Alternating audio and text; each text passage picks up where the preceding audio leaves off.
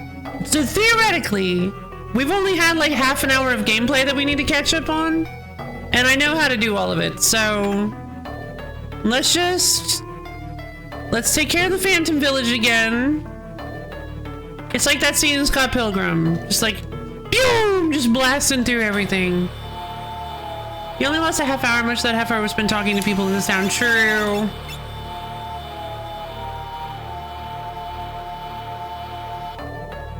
Out of the way, please. There are always two merchants in every town, in every shop.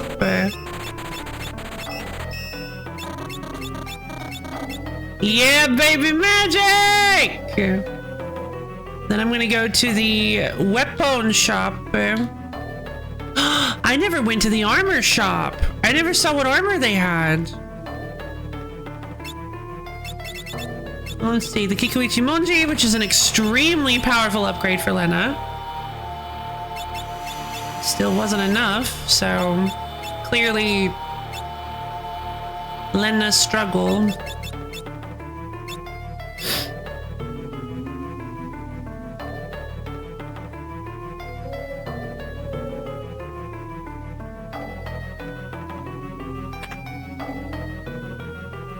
Armor shop. Oh, I hadn't even been in the armor shop. Crystal shield, crystal helm. Here we go. This is what we need. Entirely black outfit brought from a faraway land. Crystal helm. Dazzling helm cut from crystal. Dazzling shield cut from crystal. Jet black hood imparted from a far off land. I think I know where the rest of our money is going. When did I get black garb? Wow, this could have been helpful against the war. Indeed, indeed. That was my bad. Strength, agility, defense. Yep, 6 extra defense. That's not bad. I don't have the black hood. Apparently the crystal armor she's already wearing, so it wouldn't have made that big of a deal. I guess we can try it. She's not using a shield, though. We can try the crystal helm. What is she wearing? Diamond helm. Helm resistant to lightning. Why would diamond be resistant to lightning?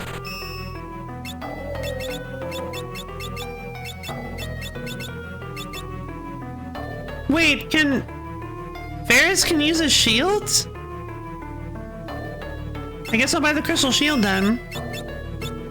Getting a little nervous because we're kind of running out of... No helmets. The gold hairpin is too good. We don't need extra defense. The gold hairpin is too powerful. Crystal helm, 3 extra defense. Always good. Every point counts.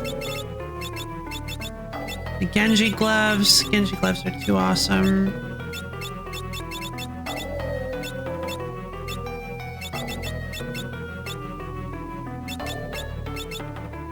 Black robe. The white robe is better stamina but lower magic and... Oh right, I haven't made him a black mage yet.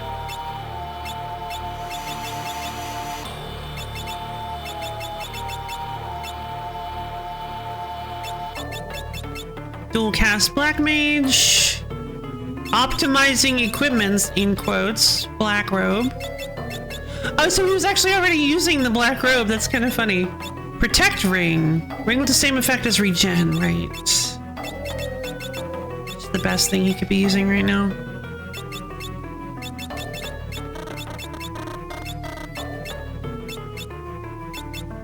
The ice shields. The crystal shields. Has lower magic defense, better evasion, better defense. We're gonna give Varys the crystal shield. The air knife is pretty good. Excalibur. Oh man, why haven't given her Excalibur? Oh man, that sounds like it'd be a great idea or whatever.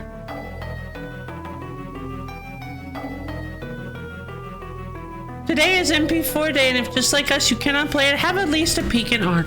Sure.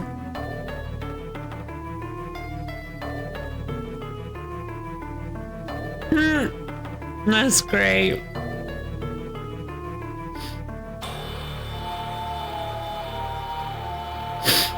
That's very cute. I love it.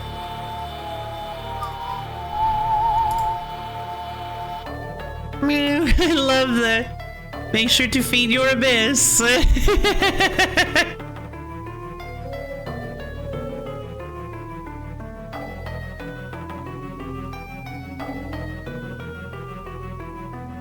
So adorable. Big Heart Expenda! Thank you for the almond contribution to the wheel stream. Big Heart Misha. Let's see. I guess the Great Sword is 1 point of damage stronger. I'll go with that.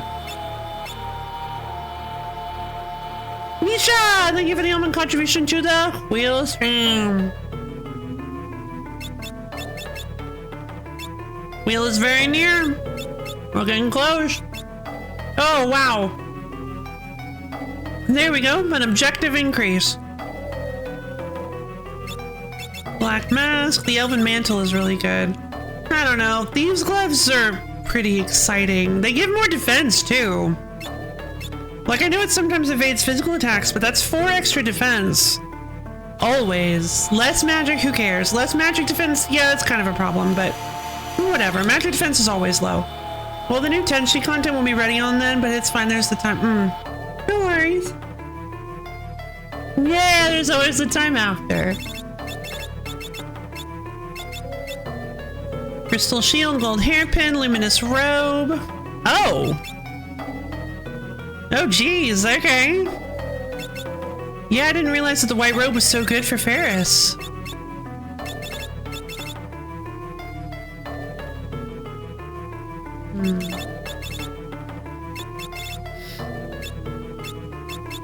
All right. I think we are equipped as we're going to be. As equipped as we're going to be.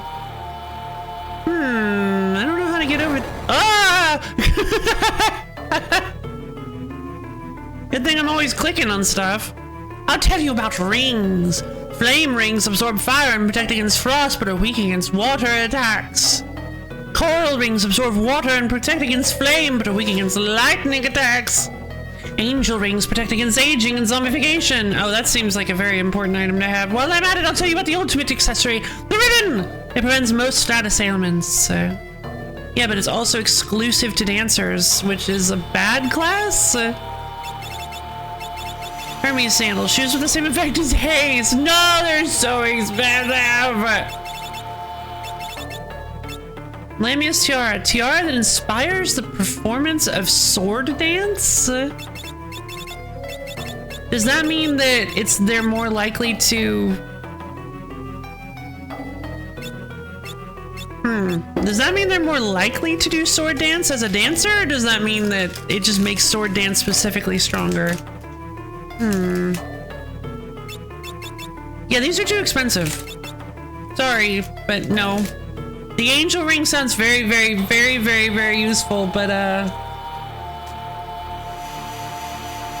it's also way too expensive.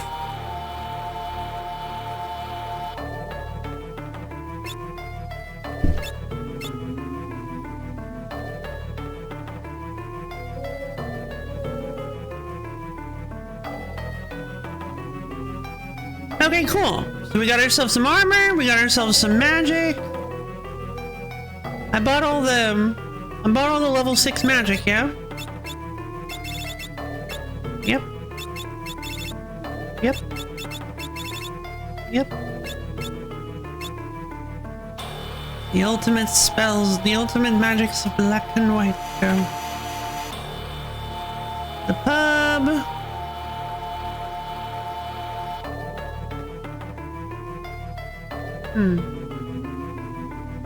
Alright, only one last super important thing to take care of.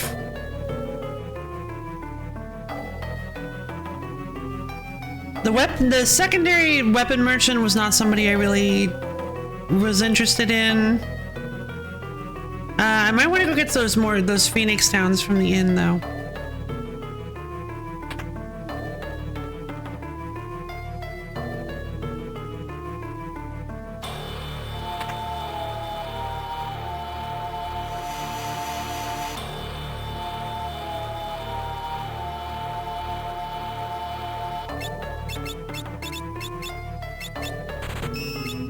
And then a couple high potions. All right, we should be good.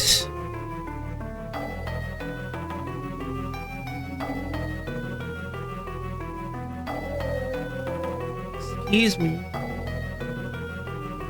All right, time for the best moment of the whole stream from earlier.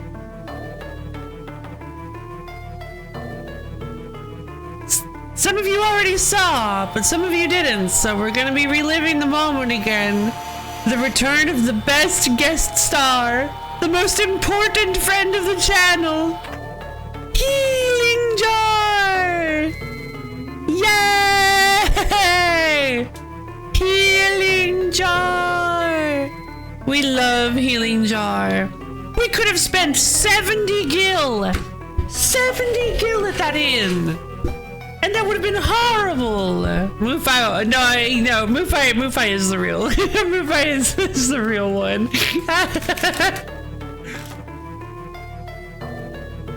No, Mufai is best friend. Mufai is best friend of me. We love Mufai. Little baby. But no, Healing Jar is so great. I love Healing Jar. Big heart.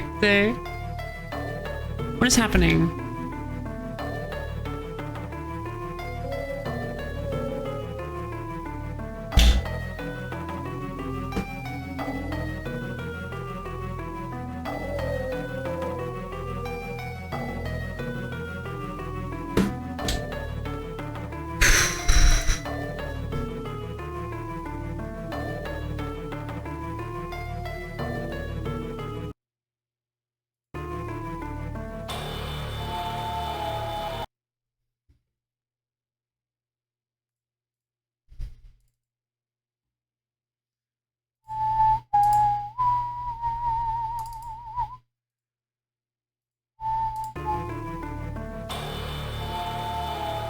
There we go. Fixed it.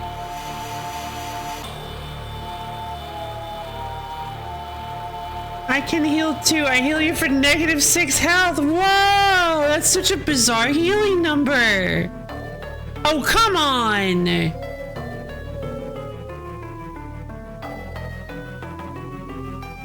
And now you won't capture the game.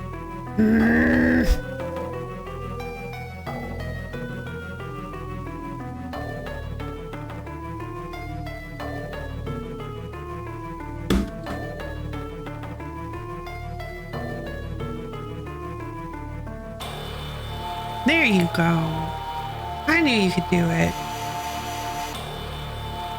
OBS is like a grumpy child.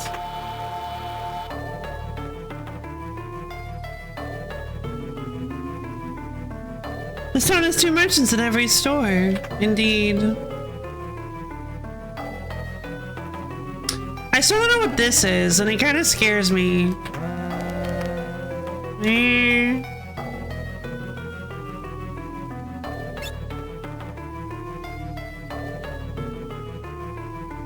Here we go!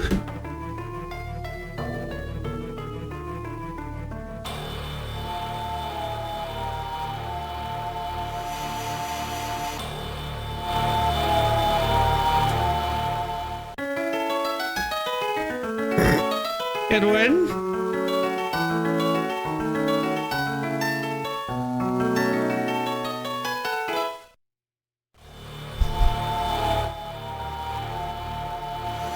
You have mastered the piano! All others quake in fear at your superhuman keyboard manipulation skill!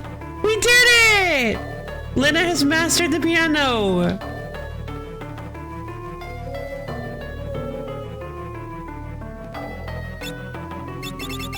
Yeah, this is the secondary weapon merchant. Not really anything I'm interested in. Now make her play Ray Bibia. Yeah, that's real keyboard skill. That's a door.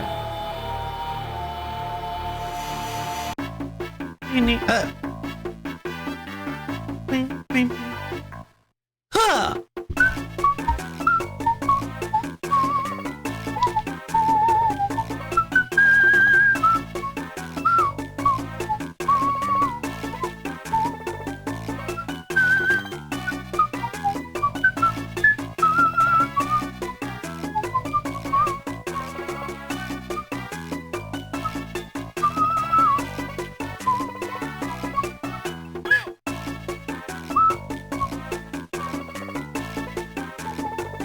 Don't worry, when we land in the forest, I'm gonna save it. I'm not gonna make the same mistake I made last time.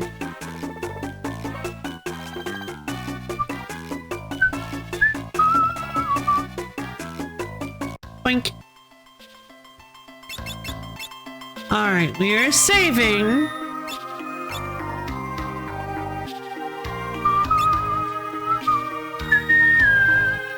I just realized it was probably more efficient to go down since the world wraps.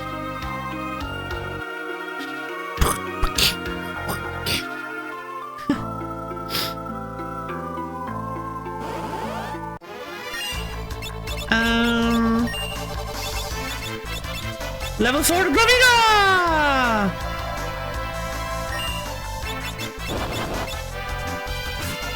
They're fast.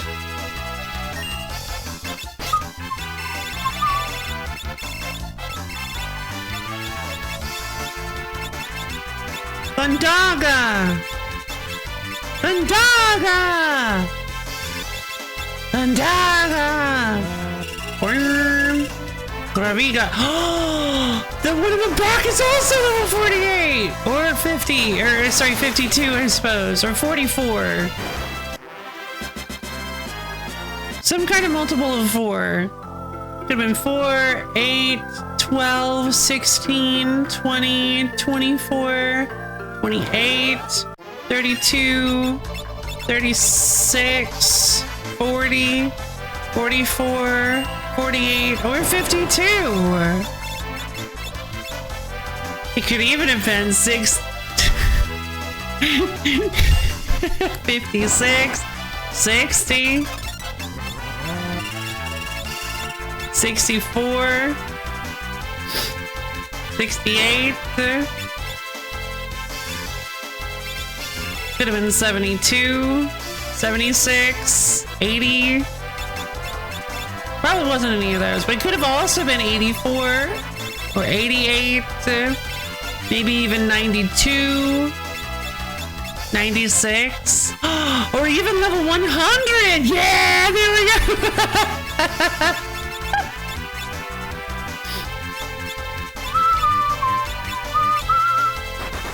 Bandaga! Osmos! Nah, it doesn't have MP. Then I gained a level, yay! It could have been 104. And even there was a chance that it might have been 108. Maybe even 112?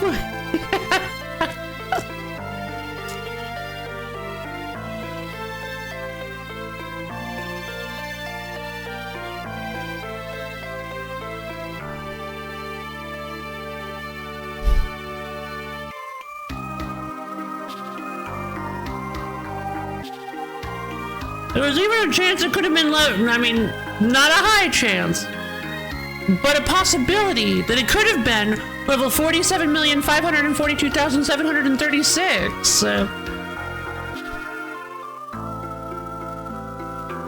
Or it could have been level 47,542,740. We have no way of knowing.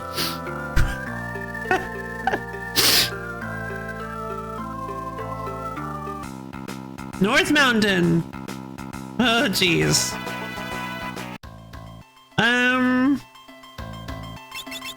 About one. It could not have been 119.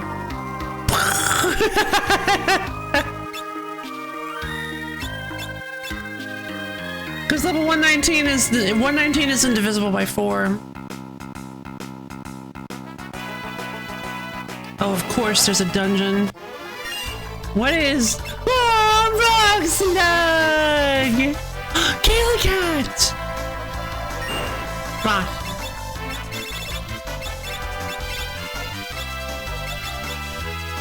Old.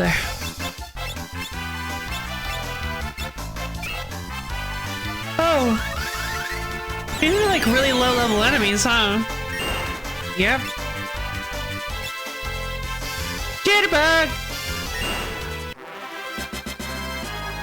I forgot how the dancing dagger works.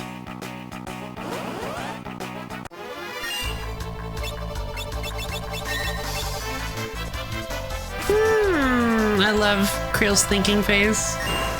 How am I gonna beat this guy up? Great sword!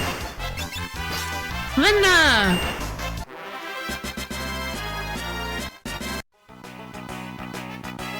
Like, you named your sword Lena? No, it's just my battle cry. Gold needle! That's ominous. Richer! A little richer!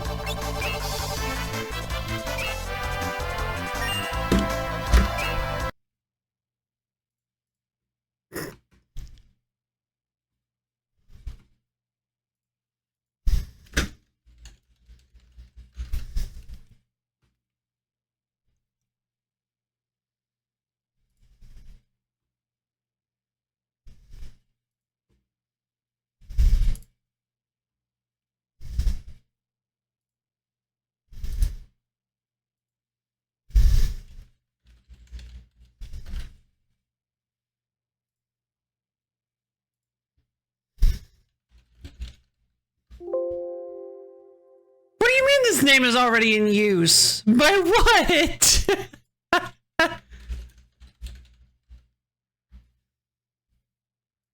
Okay. Wait, was his name? Oh, I think it was. Let's see.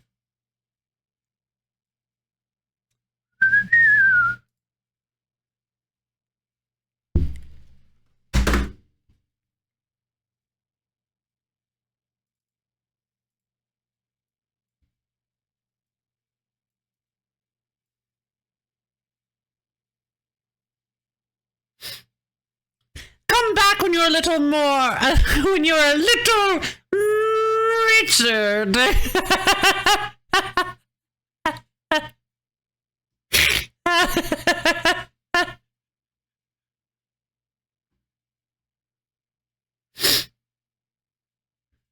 For those of you who don't get the joke, this is King Richard the First of England.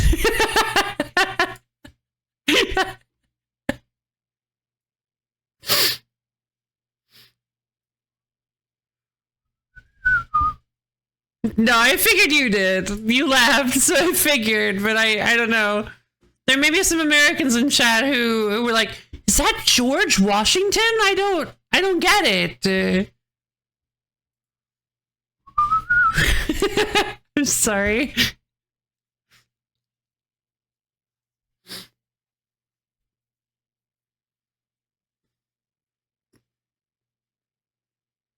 No, I think that's Abraham Lincoln.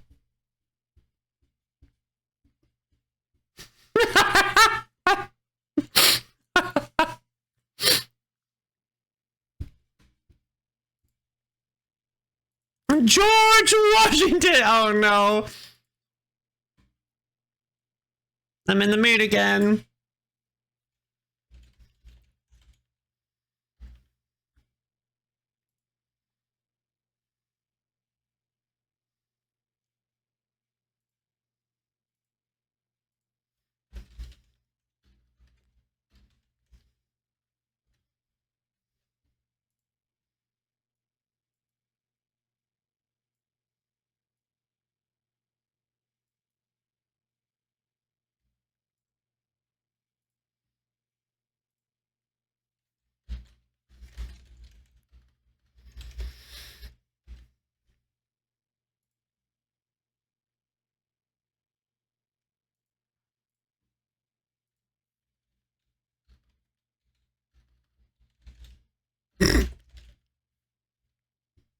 George Bottom text. That's pretty funny, actually.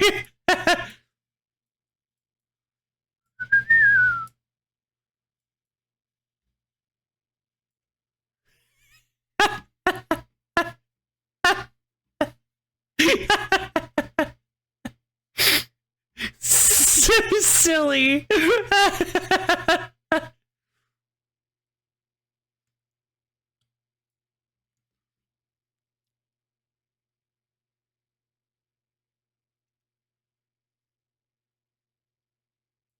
Normally I don't get in the mood to do these until I'm like, unless like the only time I get in the mood to do these is when I'm like browsing Discord and you guys say something weird and I'm just like, meme mode activate. Like with the fish. I don't know if you guys remember that one, the like super deep fried fish. Give me Krembit card, I think it was.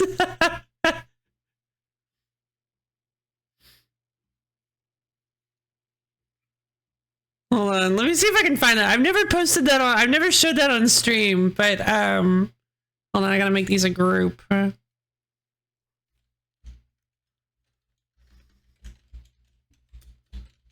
think so.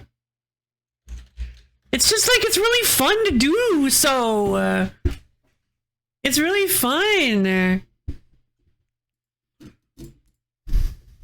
It's probably under art. It's probably in my art stuff. Yeah, here it is. Oh wait, no. No, hold on. That's just the base picture. I get it. Because it's a bass. I didn't even do that on purpose. Here it is.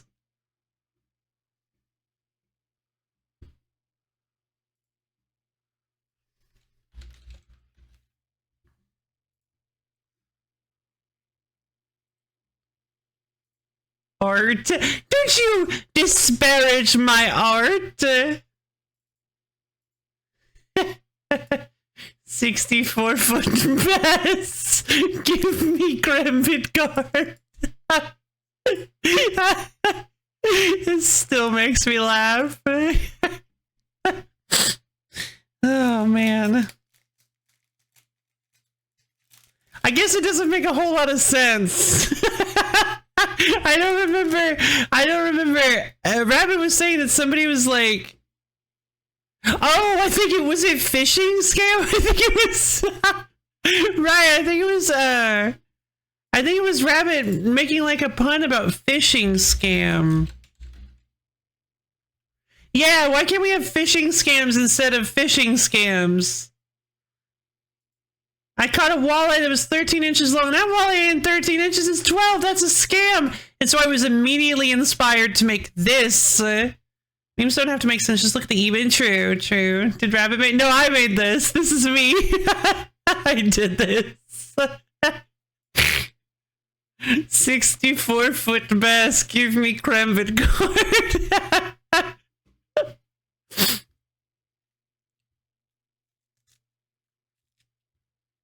Or the well, it's an important. It is a very important piece. I just get in the mood to. Sometimes I'll just see you guys post something, and the creative bug will bite me so hard, and it's always like some sort of like meme post. Like for instance, one of my favorite ones that I go back to occasionally. True. The one that the Misha posted, it was the professor from Violet doing like various like poses, like sliding across the screen, and I just did a recreation of it with me. That's honestly, that's one of my favorites. I'm still super proud of that to this day.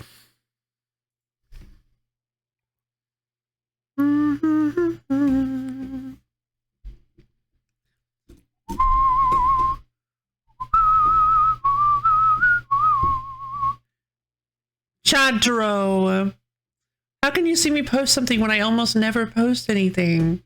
What do you mean? Oh, well, yeah, no, I didn't mean specifically you. Oh, here it is.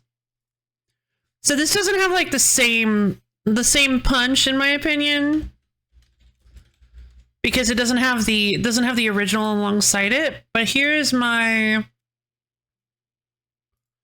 super cool Lo-Fi Lady girlfriend. Ah! I'm really proud of this. You'd have to have the original, and I don't have the original, so I don't have the original Turo one.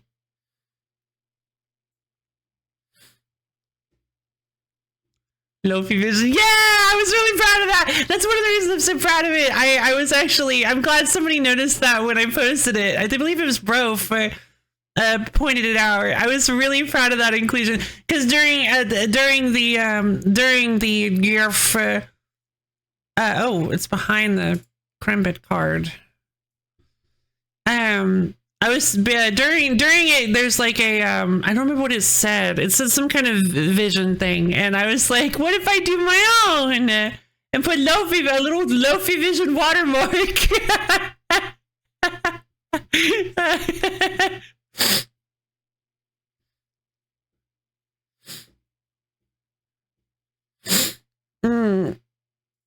And they called me mad when I said it could cure blindness. Well, they'll see. They'll all see. I guess hilarious.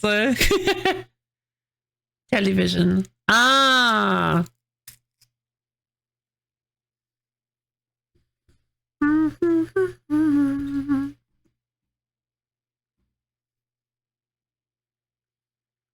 Happy. Your sodium potassium pump needs to be happy.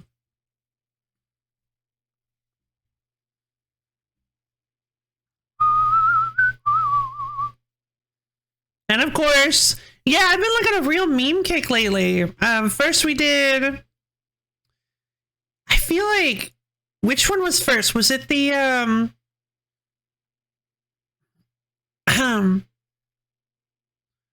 where is it? Oh, right. It wasn't an actual like group. It was just the words. It was the no dergs trophy havers, not do dergs. I don't remember. I don't think this one was first. I think it was the I think it was the cheesecake fridge. I think this was the first one. We did like I did like two meme things. I did like two meme things on Saturday. The fridge full of this one. Cheesecake fridge.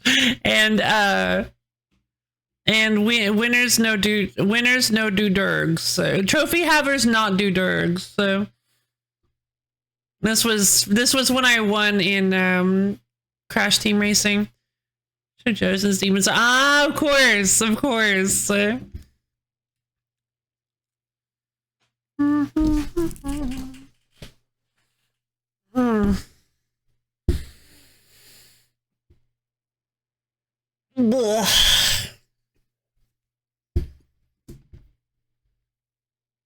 Dog stop?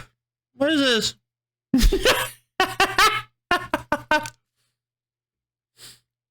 Good. Stop eating my meat. My whatever that is, like a liver? It looks like a liver.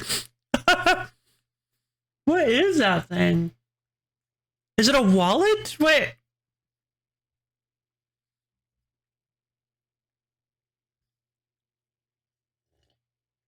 True. Giant cashew. It does kind of have giant cashew energy. Phoebe. Ah, yes. My favorite Animal Crossing character.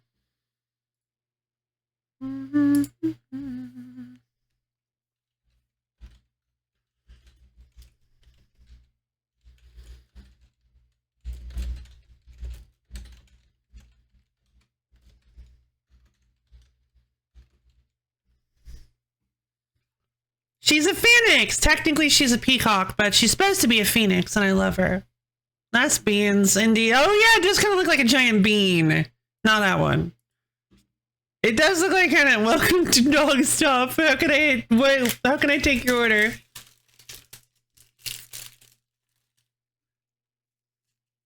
Phoenix. Mm-hmm.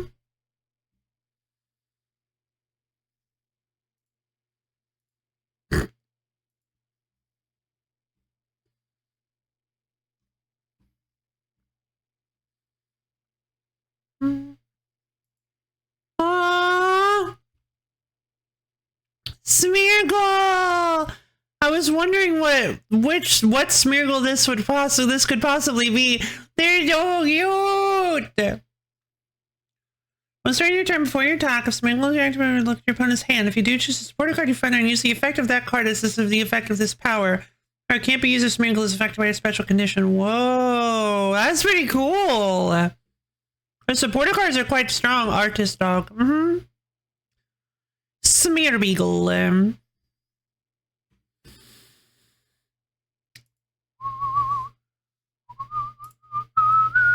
Oh right, this was a custom Dragonair MTG card. Furby warning. Furby warning. This is a Furby warning.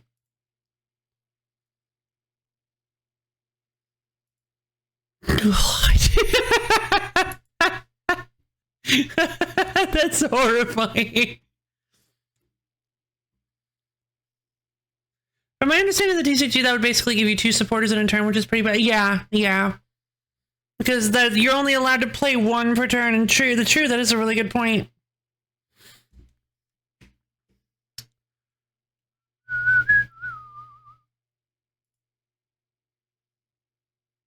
Okay. Hyrule Warriors spoilers. I think I remember that one. Uniform Loaf? Yeah, that's right. I forgot. Oh my god, I look so young. Yeah,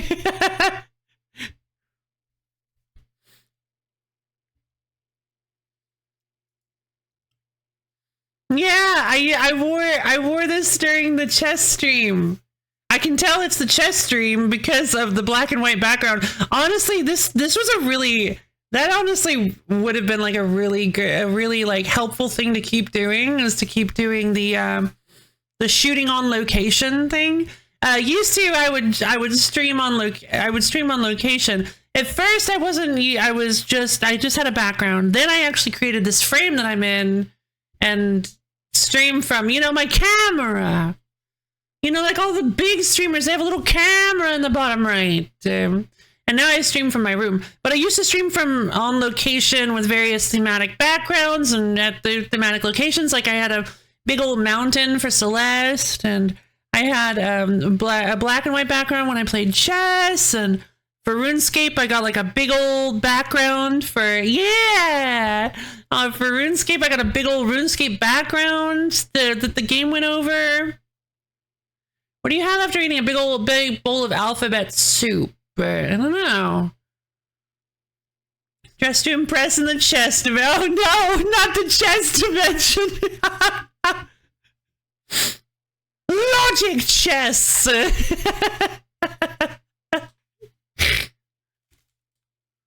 It's the lo-fi lady in real life. Yeah, it's me. It's a very candid looking picture of me, actually. Yeah, I rather like this. This was a cute uniform. I picked it because it was black and white. You see, I picked like the one black and white outfit I had, which I don't think that's actually true. I just think it was the best looking one. I picked a black and white outfit to. Good day, Boomer. How are you doing? I picked a black and white outfit that I thought looked really good for the chess stream. And then we proceeded to have incredible technical difficulties, and I was only able to stream for about an hour and a half. And so later, sometime in the future, we had like a redemption stream where I actually got to play chess. And it wasn't normal chess, it was 5D chess with multiverse time travel. Because I don't do anything normally.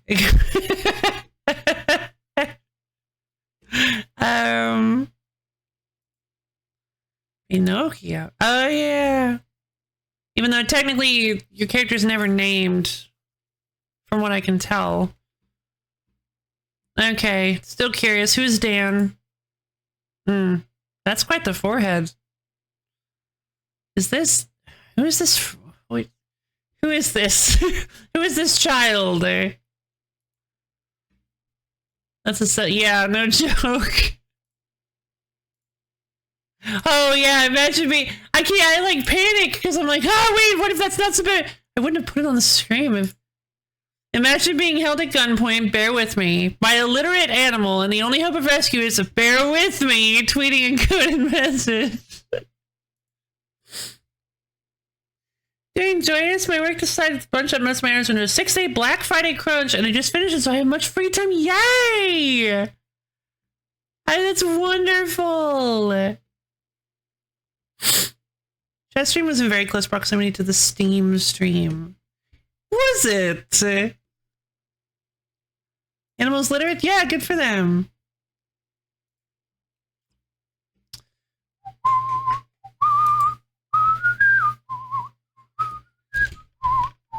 The Steam stream would have been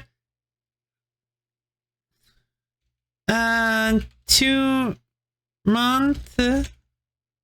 No. Anniversary? No.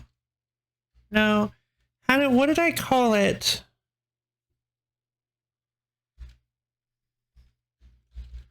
Food? We're making history. Lost media and food review. June 7th, 2022. God. I was so baby back then. June 7th, 2022, and playing with viewers May 12th, 2022. Yeah, about a month apart. You say close proximity, but back then, that 1 month was not close proximity. 1 month was, back then, 1 month was like an eternity. Well, since we're already off topic, let's talk about Yu-Gi-Oh! No, Yu-Gi-Oh! Has been banned! No! We cannot talk about Yu-Gi-Oh! We cannot think about Yu-Gi-Oh! We cannot bring up, in a tangent side part of the stream, Yu-Gi-Oh! We cannot dedicate a side tangent part of the stream to Yu-Gi-Oh! No Yu-Gi-Oh!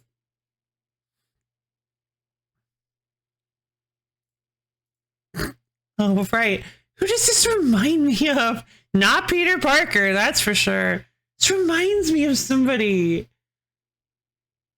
I feel like I know. Yeah, Daniel Radcliffe. We talked about this. He's got like a kind of Daniel Radcliffe to him. Yugo. Hit character Yugo from Wakfu has been unbanned. Yeah. Who drew? I have no idea. Randy Gallegos. Randy Gallegos drew this. Yay, salad! Every once in a while, my brain will just unprompted think, yes, love playing Copycat, good memories. I'm honestly not sure what I read. Oh, it's so great. I'm glad it did. I'm glad it did, though. That's wonderful. Oh? What's this? Ah, yes. Right. The RuneScape logo. Not the old school RuneScape logo. The RuneScape logo. I refer often to RuneScape, so there are lots of different types of RuneScape. There is RuneScape Classic, there's RuneScape 2, there's RuneScape 3, there's old school RuneScape, there's RuneScape, but what do they all mean? Welcome to my chat. No, I'm just kidding. No, it's just, RuneScape and RuneScape 3 are kind of interchangeable. So if you say, like, if you search RuneScape, you're just gonna find like the modern RuneScape 3, which I don't think is as strong as old school RuneScape. I think old school RuneScape is a considerably better game than RuneScape, but that's just my opinion, man.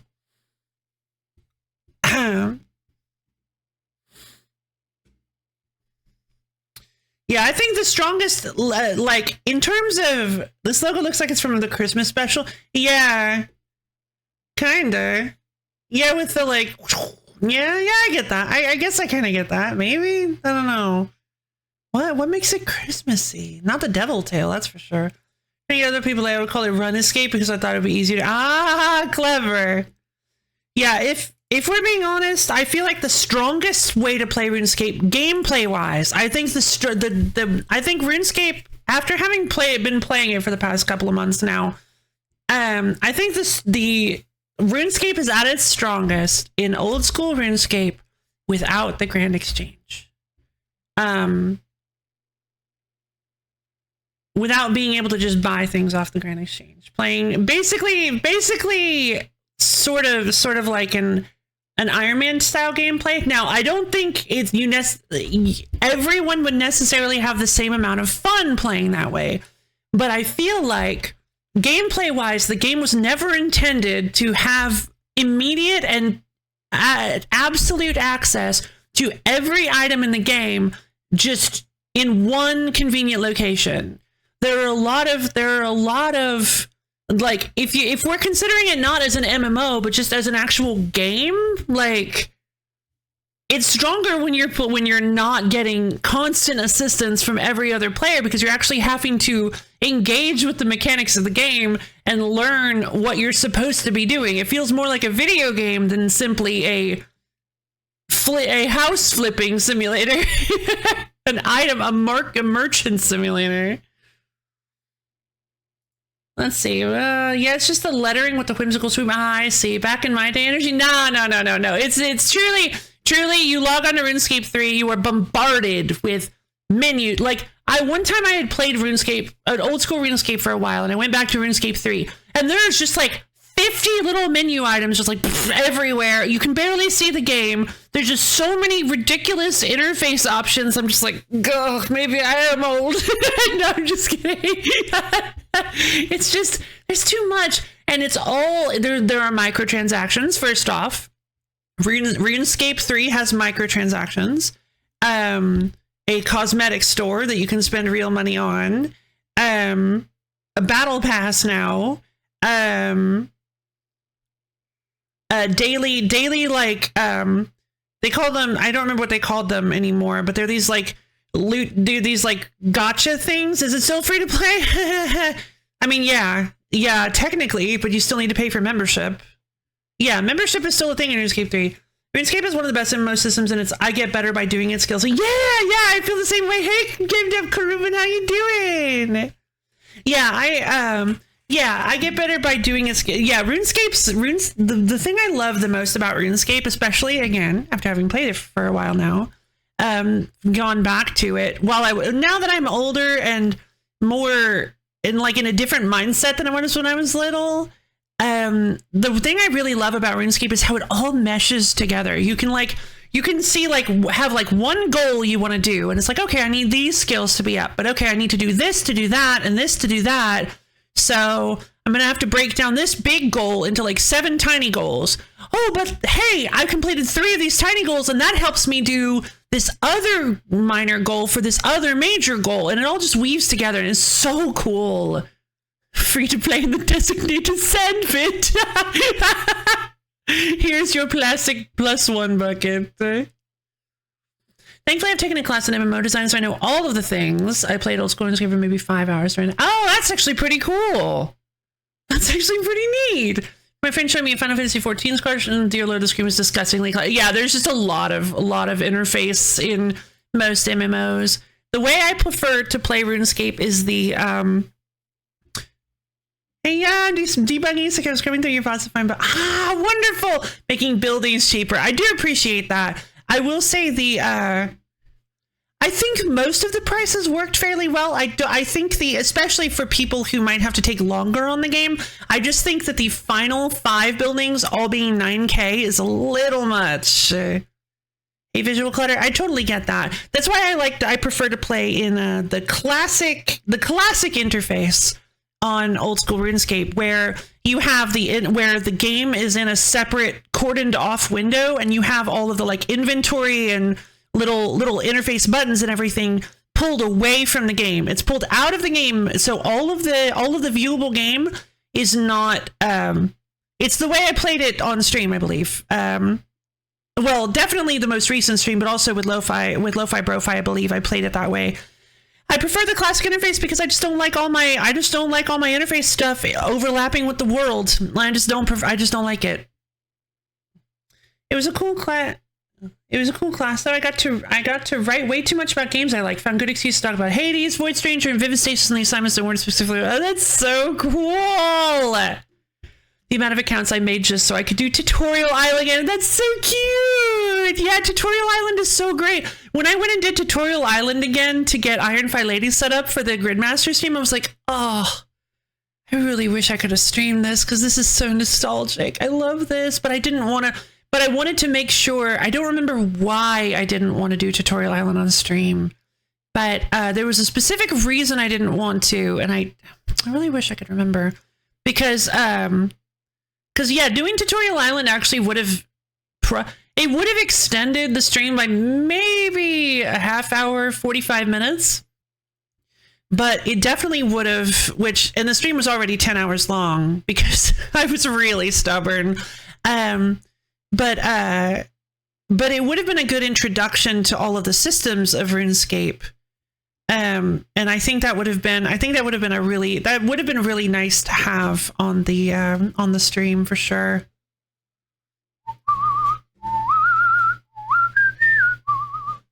The only bad part was that the teacher made us do assignments using AI. It was the only class I've been in where the students all unanimously got annoyed by AI. Ugh.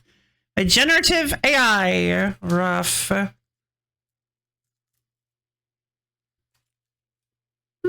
Oh, wait, I shouldn't. I should have taken this off a long time ago. But yeah, I've found myself actually quite enamored with old school RuneScape. I think it holds up really well. I found myself really enjoying playing as an Iron. They call them it's the colloquialism. It's short for Iron Man, but people usually just say Iron because maybe just because it's shorter, but also because, you know, women use it too, and that's what I assume. I haven't heard any like confirmation on that, but people just call them Irons. Irons are accounts that have to do everything themselves. They're completely self-sufficient. They cannot. I think I explained this during Gridmaster, but they cannot trade players. They cannot trade on the Grand Exchange. You can't pick up anything that other players have dropped. People cannot sell things to the store and then have you buy them. Irons have their own special store stocks, so you can't actually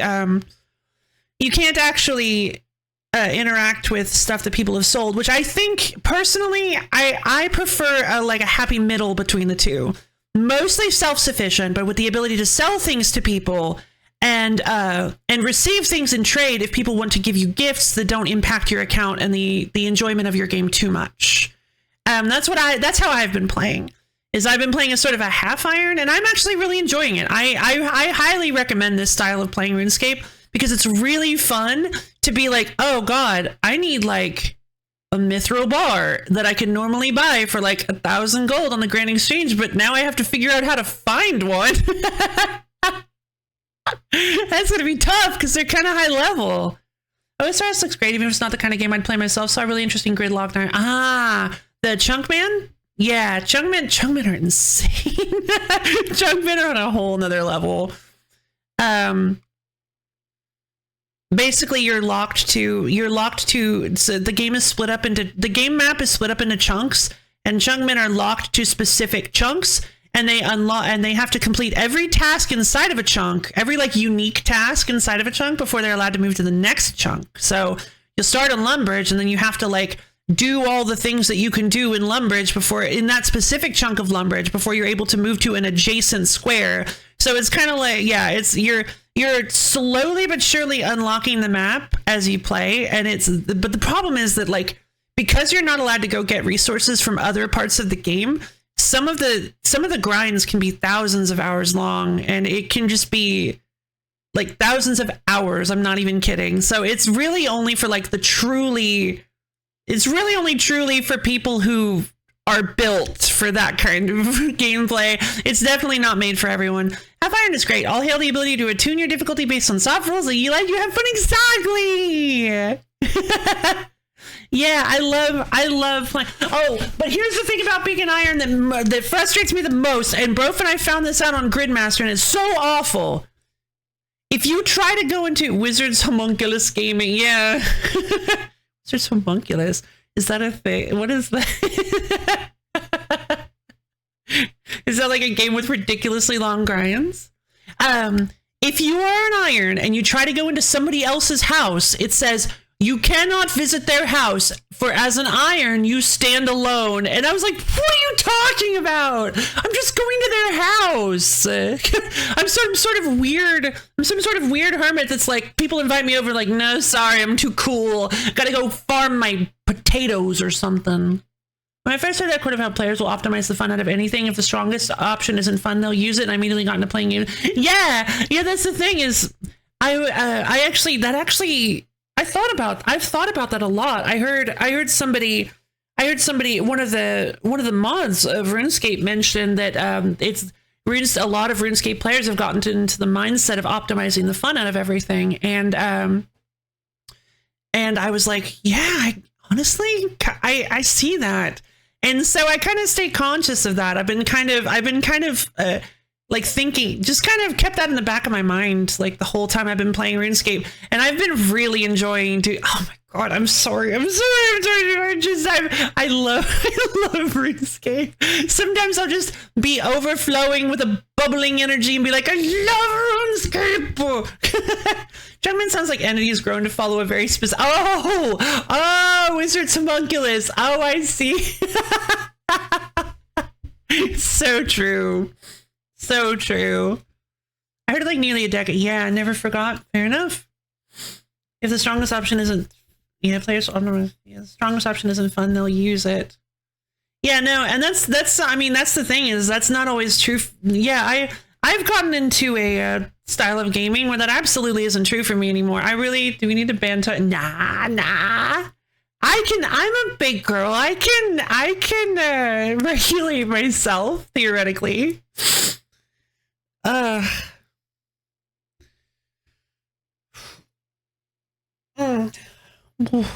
Yeah, one really wonderful thing about RuneScape for sure is the bond system. Because I was just thinking about the fact that I don't normally like to advocate for free-to-play games on my channel because most of the time they're fairly predatory with lots of microtransactions and gacha systems that are based off of luck that are very much like that very much feel like they're either preying on gambling addictions or instant gratification addiction. But in the case of RuneScape, I do actually feel a little bit more comfortable recommending it because it really is just kind of a game that you rent. Like you do old school RuneScape at the very least. You can pay for membership, but there are also things called bonds, where if you redeem a bond in game, it's an in-game item that you redeem for 14 days of membership, 2 weeks of membership. Bonds can be bought in-game with in-game currency, with gold pieces. So if your account is far enough along and you have a good enough gold income for your characters, you can actually just buy membership with in-game currency, never having to spend a dime. And other people can trade you bonds and give you bonds so that you can have membership. You don't actually technically have to buy them. People can literally just like give you one as a gift and be like, hey, here's some free membership on me. Like it's really cool. It's a really cool feature, and I believe it's a feature that most people like to use. Well, definitely most high level players like to use for membership. Which is that's a large reason why I constantly swapped crests in Silksong when I found a boss and immediately go, this boss is amazing. I'm going to fight them with a 100 crest and no tools because I'm simply having too much fun. That's awesome. I love it.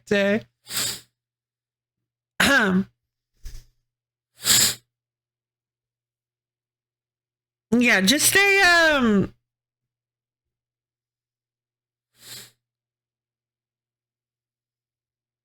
Just a PSA. No, it's fine. I will. Yeah, no, I'll say because I do want. Yeah, I'd like to keep. I would like to. I feel like you're probably done with that, but I want to just make it clear that I'd like to keep the Silksong discussion limited to the Silksong streams as much as possible, because I have at least one person who is very much avoiding. Yeah, I have at least one person who is very much avoiding Silksong content, Silksong streams. So. Yeah, there you are. There she is. See right there. See? Right in the audience. There she is.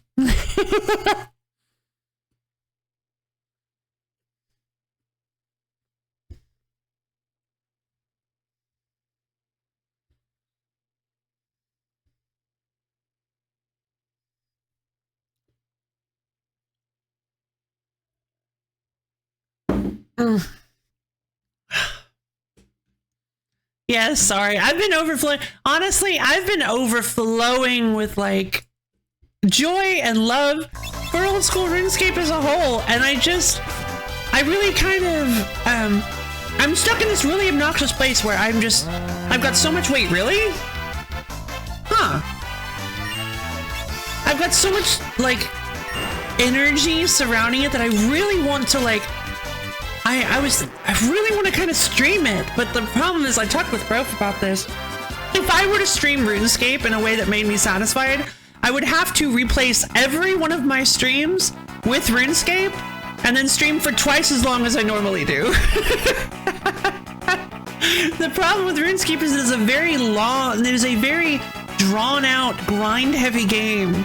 So I can't really just stream it once a week. That's just not how it works. Oh, you're playing a game? I am playing a game that streams. Surprise! Yeah, silly challenges are always funny. Cool. Yeah, silly challenges are great.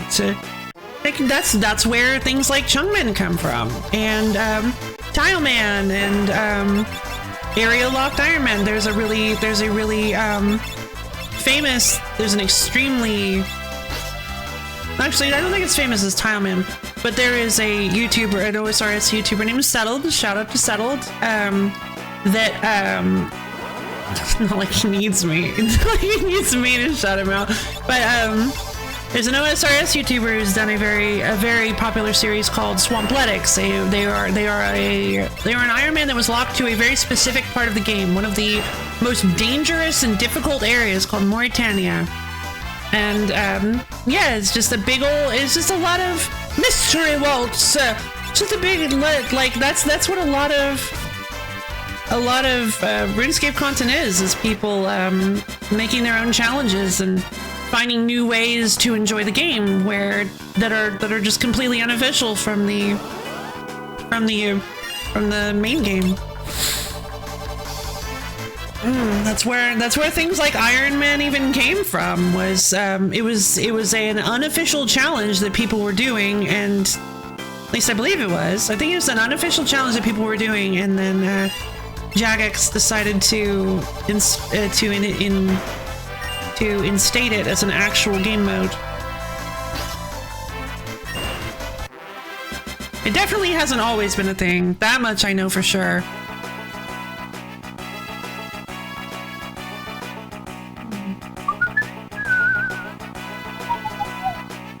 So yeah, you look like a switch. What just happened? Oh, I accidentally I pressed the wrong button. Hold on, help. My poor controller. I really need to get a new controller. Zwarp. So yeah, we're currently hunting down. This is just a reused area, isn't it? Very clever. Wait, no! This is the...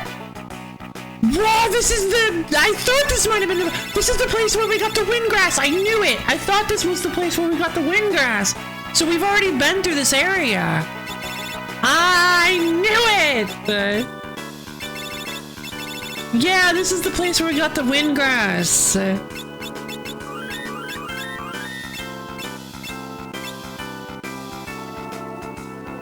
There's a part of me that wants Game Freak to officially implement Nuzlocke in the games, and there's another part of me that can't trust them. Yeah, I totally get that, honestly. I'm just leaving. These enemies aren't even really worth fighting at this point. Escaped. It's so funny that Bahamut flew over to North Mountain, an area that we don't really need to... That is definitely not high level. It's actually one of the first, like... You're leaving? No, I'm leaving the battle! You're being so sassy today! It's been just so sassy.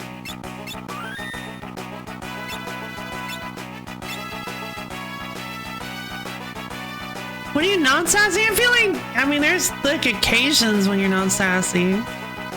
If they did, they definitely just go, okay, your Pokemon die forever, but you can revive them outside of battle using generic revive items. I don't know. I feel like maybe we're not giving... Yep, here it is, the rope, where we had to fight the boss. I feel like maybe we're not giving them quite enough credit. I feel like they might be... The problem is, like... The problem is that Game Freak and Nintendo in general... Here he is.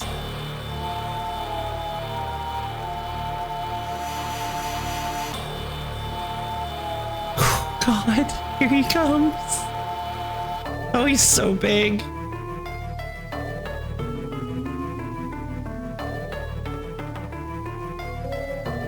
You who have broken the seal, if you can best me in battle, I shall award you my power. Might honestly be worth going to a summoner. Oh boy. Okay, I have no idea how to fight this guy. It's Dragon Fang, cool. He's probably gonna be really hard. Hey, Ska! Zenigage! Money!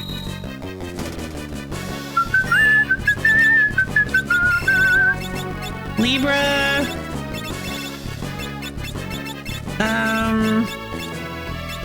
Bio?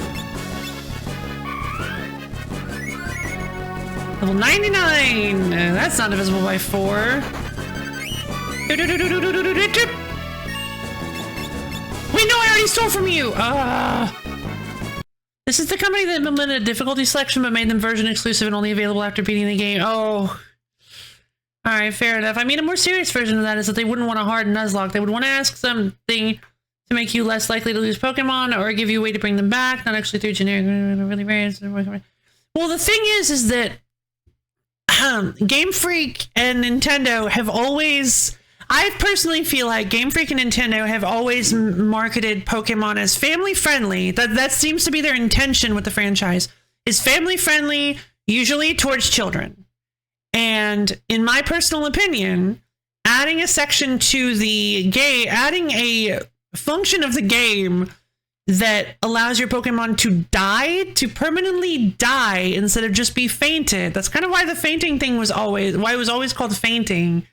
I feel like that doesn't line up with the way that they want to market the brand. Like, so it just doesn't, people keep bringing that up, but also leaving out the part where hard mode doesn't work at all as if to make it seem like the older games were glitch free.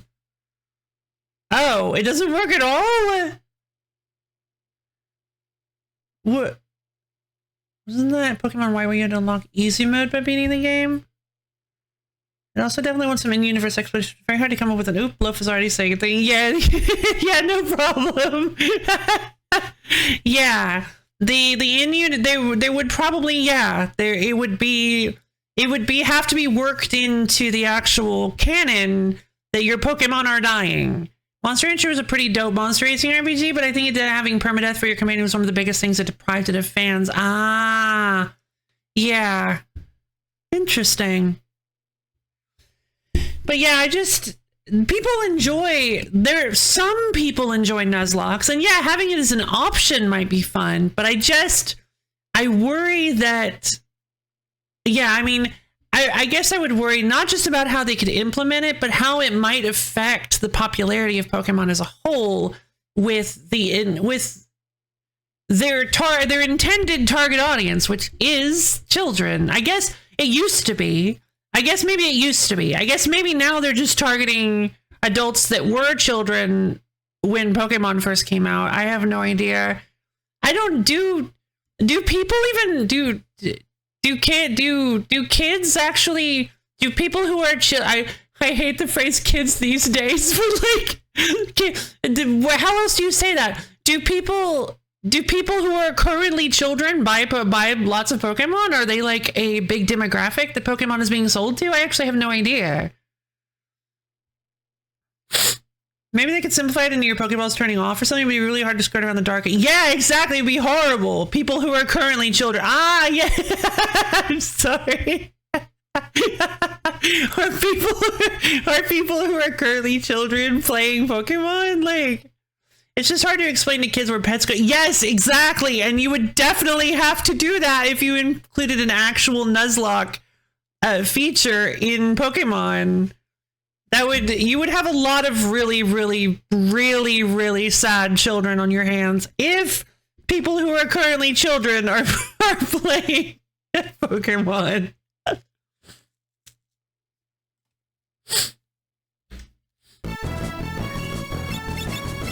Let's see. I highly doubt this is gonna work, but I'm gonna try it. Atomic Ray, no! Nope. Zenninage! I don't have Kiraga.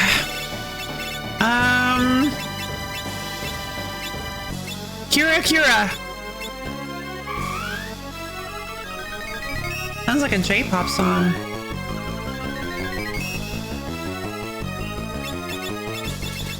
Attack!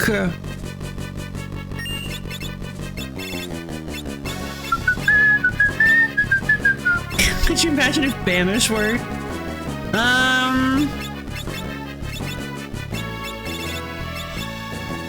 Comet!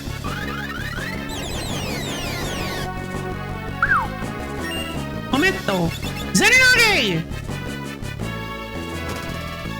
I'm just burning all my money on those.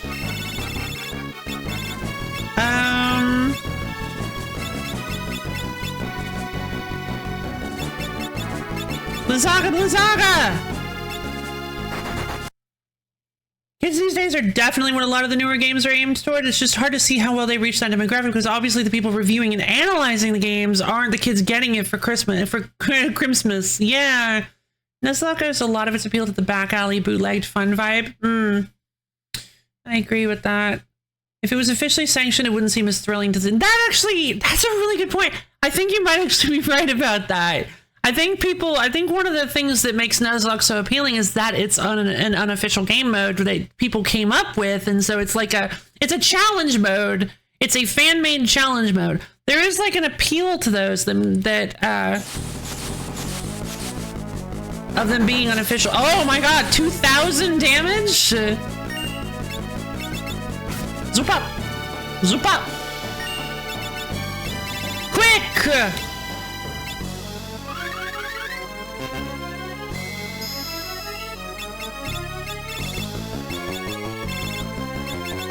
Cometo!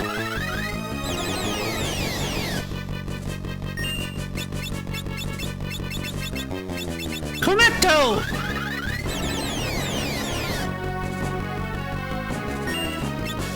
Oh geez. Attack! Yeah, I don't need to be using Zenninage anymore. My regular attack does plenty. Blizzaga! Okay. I think we're doing pretty well, actually. I think he had like 45,000 HP, but also...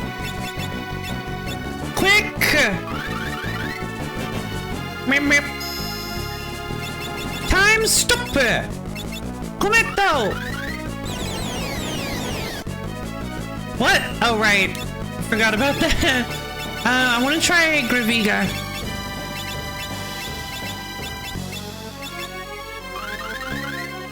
No. Mega Flare, no! Yeah, there it goes. Ugh.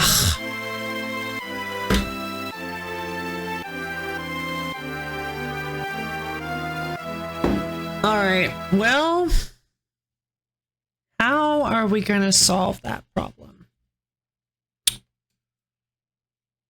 Mega Flare is typeless, yeah? So Protect and Shell don't actually affect it, do they? Yo, Boomer! Thank you for the Omen contributions to the wheel stream! We did it! We got the wheel!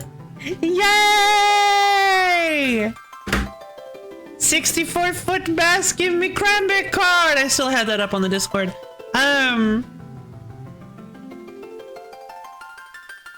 Up.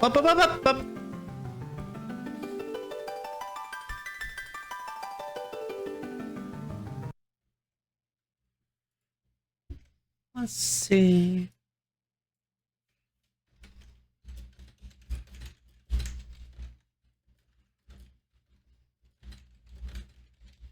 All right, wheel stream is here.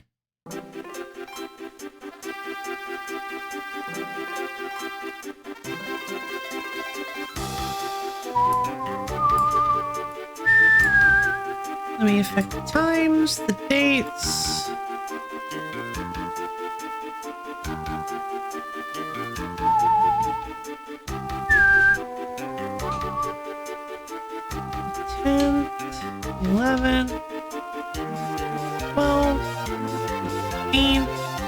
And the 14th.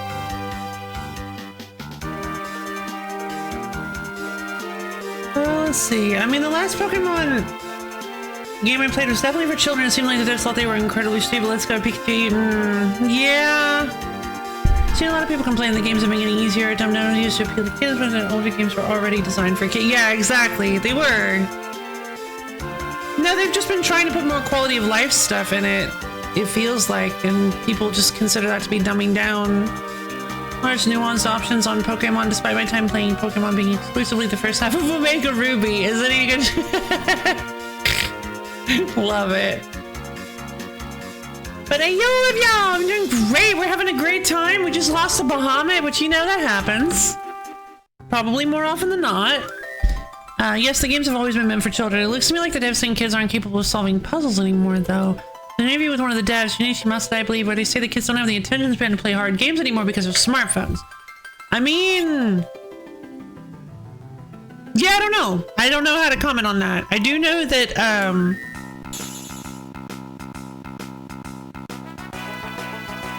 I can't really comment on children's attention spans. But I can definitely comment on my attention span. And when I was younger, I used to read a whole lot. And I used to have a much better attention span than I do now. I did not have a smartphone, and I do now. I have social media and the ability to just doom scroll for like 6 hours, and and just internet and media constantly in my face. Just the ability to just be like, oh wait, what was this thing, and just like jump over to that. And I can tell you honestly that yes, my attention span is considerably worse than it used to be. I teach kids coding and game dev part-time. Kids' attention spans have absolutely tanked. It's so obvious. Yeah. No, I believe it. Yeah, I think it's just it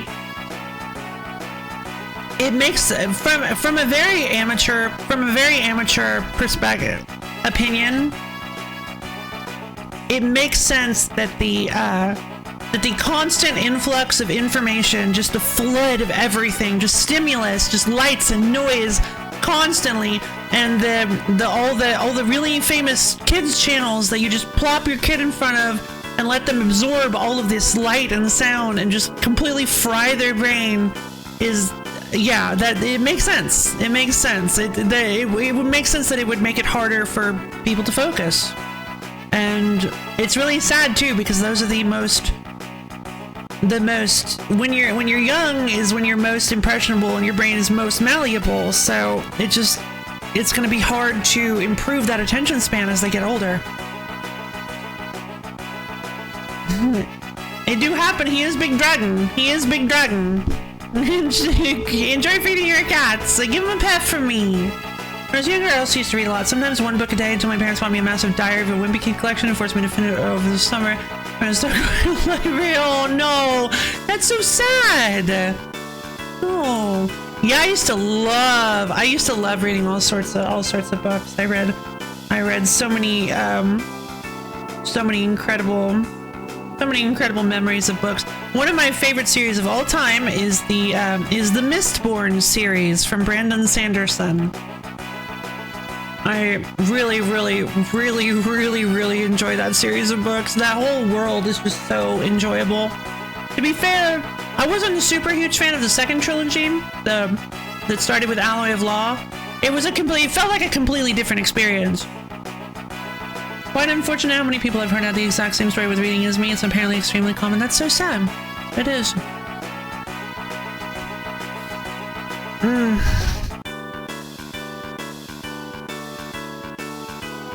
I can read Bones. Bones sounds familiar, probably just because of the TV show.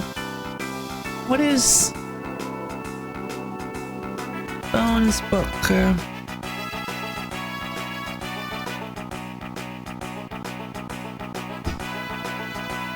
The thing I was pointing to is the change they made to Mount Moon between red and blue, maybe even Fire and Leaf Canyon. Let's go.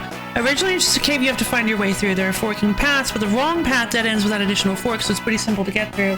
In Let's Go, they added cutscenes at every fork that shows the correct way to go because the devs couldn't trust the player to figure it out. Wow, I didn't remember that. Jeez. Yeah, that is unfortunate.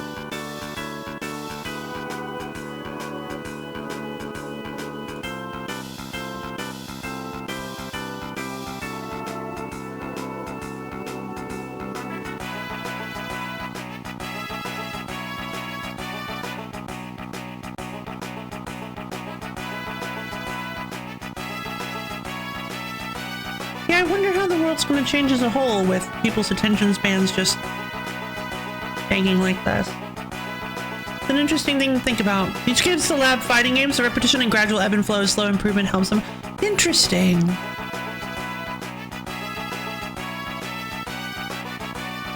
I think it would be important to stop stigmatizing writing things down.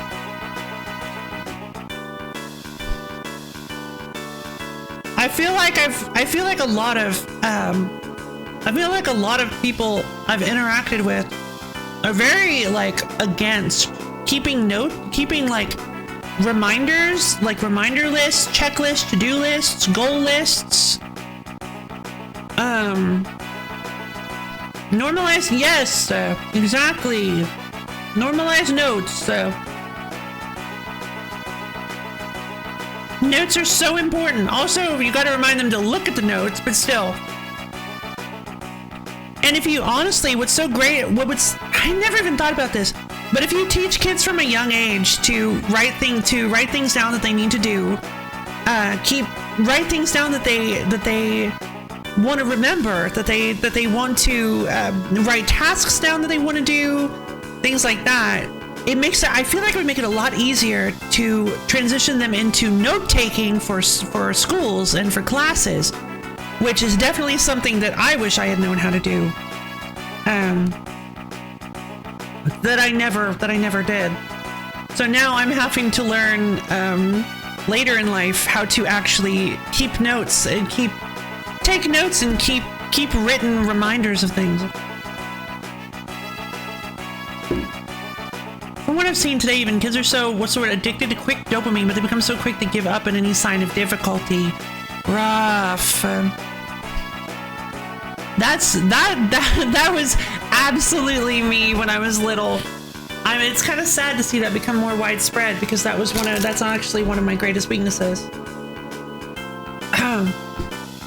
Make the kids play a 100+ hour RPG, their attention span will dramatically improve. I mean, I didn't want to say it, but honestly, I think it's possible that old school RuneScape might actually be a good help for that. Because just circling back around to us talking about it, and oh wow, Lo-Fi Lady brought up RuneScape again. What a surprise! Sudden flash of self-awareness, but I sound like I'm being. Yeah, I know. I try so hard to avoid that. Oh my god, I try so hard. Like, yeah, I'm constantly trying to be aware that I'm not like. I'm trying to be aware that I'm not like. Kids these days are so ungrateful. I don't know why I did that voice. Kids these days are so ungrateful. They don't like old people like me. Old loaf. Old fine lady. Make your kid play Persona 5 today. Do you like calligraphy? Do I like my calligraphy? Not really. If you're talking like just my handwriting, nah, it's fine, I guess. I don't write much. Not physically. I'm just fresh today, like this morning's class was trying. Oh no. I'm so sorry. Yeah, that sounds rough. I have to keep a to-do list or I disappear into the forest for weeks at a time or integrate into the local raccoon population and live off of discarded Wendy's. The sealing documents, sir. I've already had someone assume more than 20 years old. Where's the moniker? Ah, yeah, baby, that's great.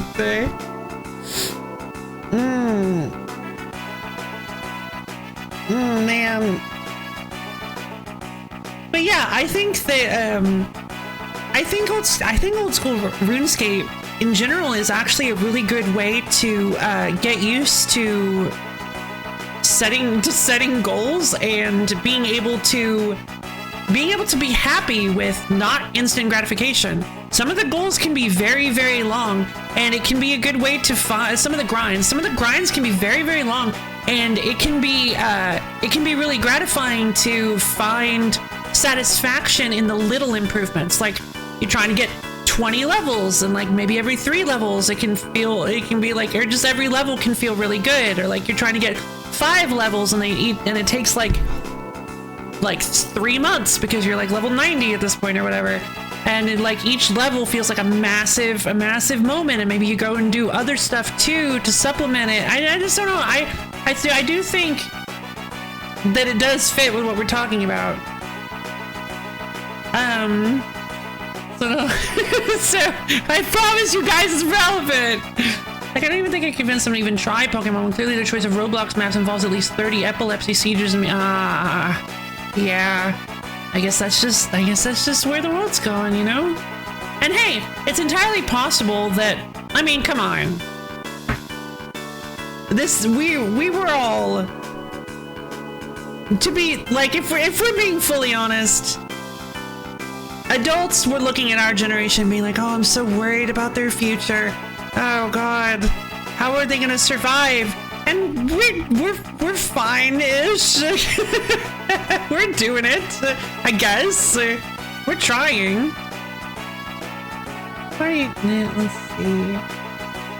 Like, maybe it's entirely possible that this kind of thing, that once they get older, they'll start moving towards, they'll work to improve their attention span, or maybe that's just the world will shift to fit that more. I don't know. We'll have to see. Fair, that's true. Yeah, you gotta admit it.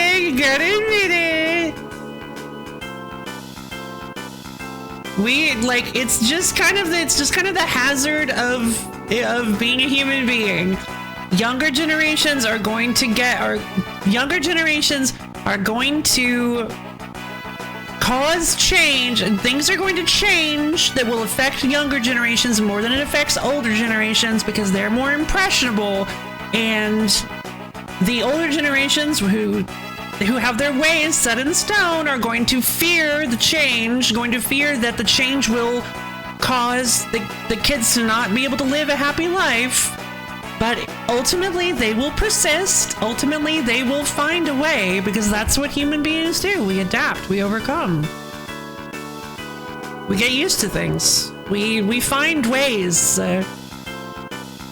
If you can use one sentence to describe human beings, probably there are probably quite a few, but I would say they find a way. You know.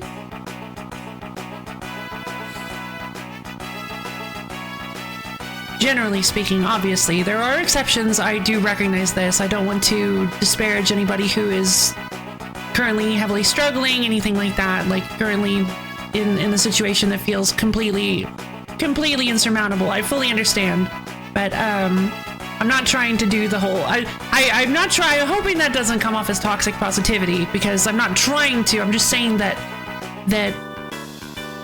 generally speaking, human beings have been through a lot of a lot of stuff, and they, generally speaking, we find a way to deal with changes. Kids these days in their Roblox. I had it good in my day. I listened to every pop song to those Little Big Planet robots that people made to sing popular songs recorded from their PlayStation microphone, like any civilized young adolescent should. Exactly. One comic that always stuck with me was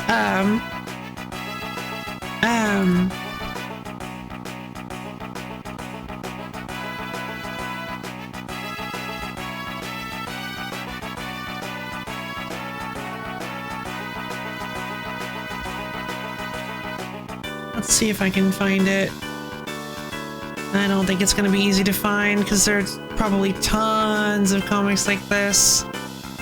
So, there's an old comic I found a long time ago that stuck with me, where it was like, it was a bunch of panels that were very similarly framed. It was like, kids these days and their phones, all they want to do is be on, or kids these days and their smartphones and the internet, all they want to do is stay online. They never want to, let's see. They never want to watch any TV or movies or anything. And then the next one is kids these days and their TVs and movies. They never want to just like go outside and have fun. And then the next one is kids these days are always going outside and getting in trouble. They never want to stay inside and just read a book and just have a quiet evening. And then the next one is kids these days, they never want to read. They're all about these newfangled books, and they never want to listen to the radio and stuff like that. It's just like, it keeps going down the line. And then, of course, it finishes with the punchline of, like, cavemen. And it's like, kids these days are always going outside and getting eaten by saber-toothed tigers. I wish they would just stay inside. But I think the punchline kind of ruins it a little bit, in my opinion. Like, it is a little bit goofy. But generally speaking, yeah, it makes a good point. People are always complaining about younger generations. It's just how human beings work. It comes for all of us. It is. I used to be with it, then they changed what it was. Now what I'm with isn't it, and what's it seems weird and scary to me. It'll happen to you, exactly. It'll happen. It happens to everyone. With that philosophical train of thought, you could say that the ones who've gotten worse at finding a way are us adults, maybe? Maybe.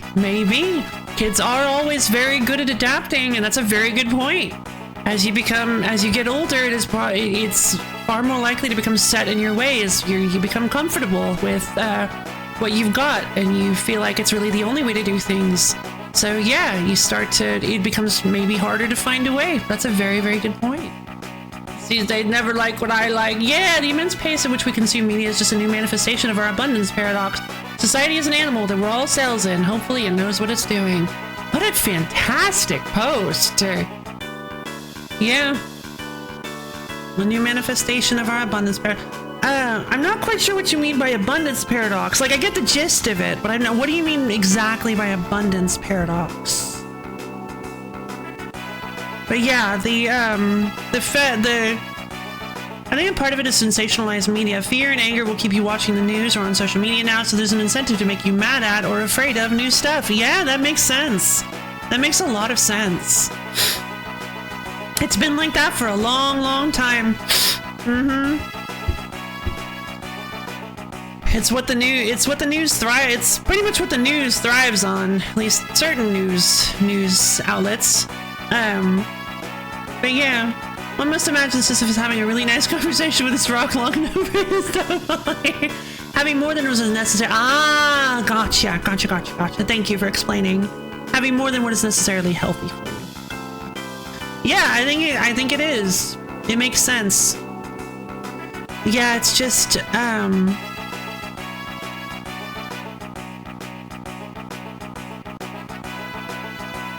yeah, it's just, I guess you're kind of right. It stems from like a lot of things, like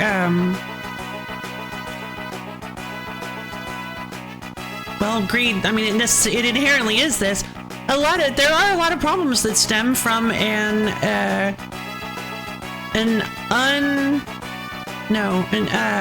inability to moderate, an inability to exercise moderation, to know when to stop, when too much, when it is too much of a good thing.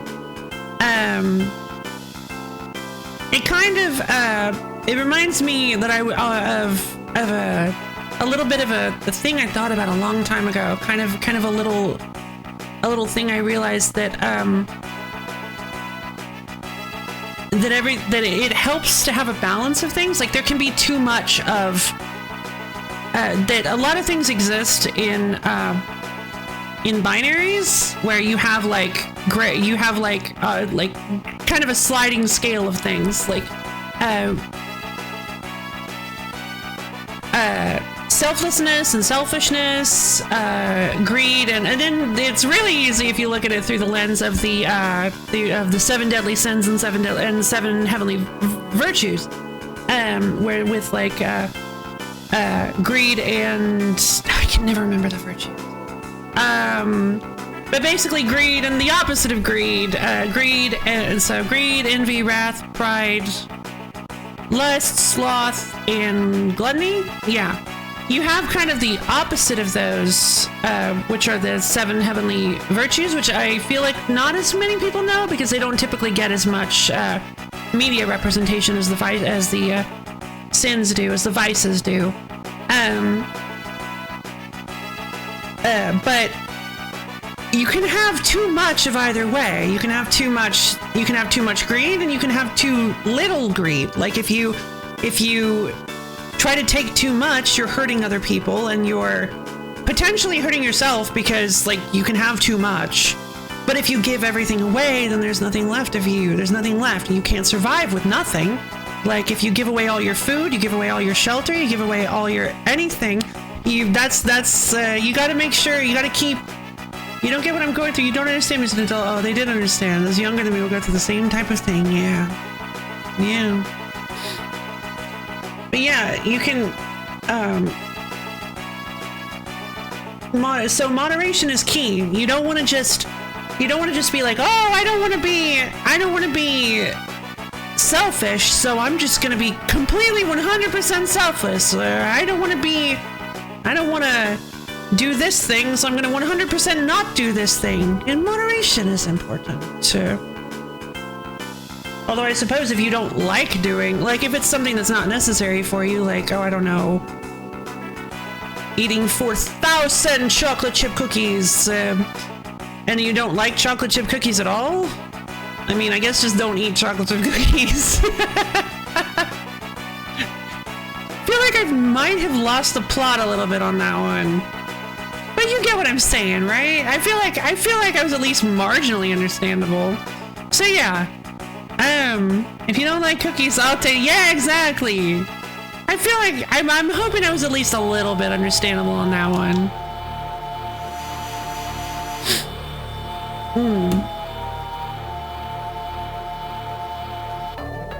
Second try! Yeah! Welcome back! Oh, you mean Bahamut? Yeah, second try on Bahamut. Let's do this. Right, this is a game. You've broken the seal. Alright, here we go. I'm gonna try to take that dragon fang.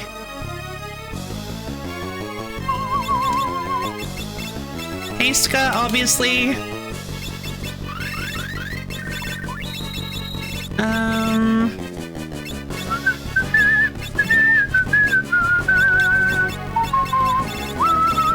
It would be really funny if death magic worked on Bahamut.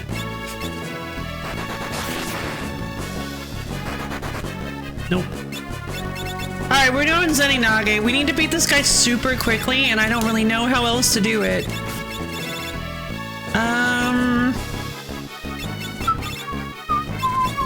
Wonder if Bahamut's weak to anything. I don't know if Bahamut's weak to anything, you guys.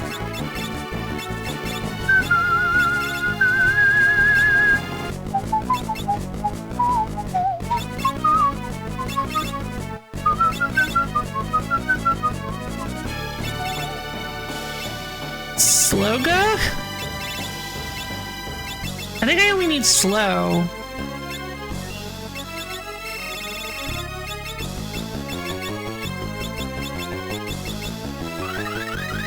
Like game picks back up at 357. Nah. I occasionally will do that, but well, that did nothing.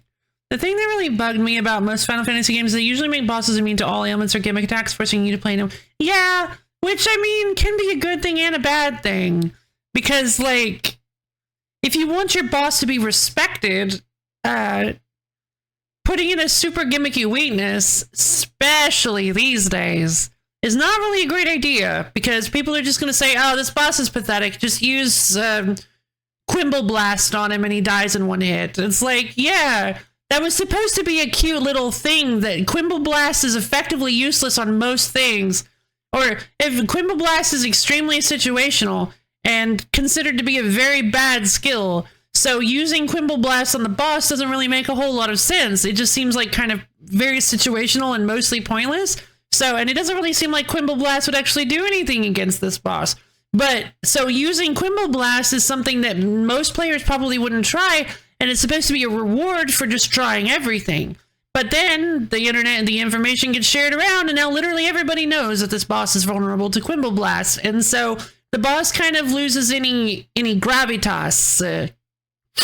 So like, yeah, being able to, if you have a weird build going on that utilizes Quimble Blast and does a lot of weird things to make Quimble Blast actually useful, and so now Quimble Blast is like your whole cornerstone, and you're like, whoa, this boss just dies to it immediately. Like, that's a cool reward for your build. But also it kind of makes the boss, generally kind of pointless, because like Quimble Blast, everybody has Quimble Blast, so just use Quimble Blast on the boss, you know? Like, is there a lore piece? Let's see. You have all these cool classes, but half their kits can't be used against bosses. That is very true. Plenty of bosses in this one are vulnerable to at least something. Well, that's good. So now the weakness is implemented and shown. The abundance of information. It does. Exactly. Video games have changed considerably because of the abundance of information. It's one thing that it is one thing that I actually quite dislike about the how quickly information moves, is that I kind of miss, I like secrets in video games, and I kind of miss how difficult they used to be to find. Like, I kind of miss the ability to, for developers to easily be able to more easily be able to put the secret things like that in their games. Now it's like basically impossible, because if there's anything that feels like an unknown in your game, people are just going to data mine it and find it and figure it out. Some games still work well with this philosophy if you're playing blind. I see. Makes sense. Like, is there a lore reason for it to be weak to Quimble Blast? Exactly. Oh, is it really? That's pretty cool. Do I have a game for you? Oh, yeah. Oh, yeah? Is it a kind of secrety game? Well, that actually is really exciting. Zeninoge! Okay, I'm gonna try to use... Okay, I have an idea.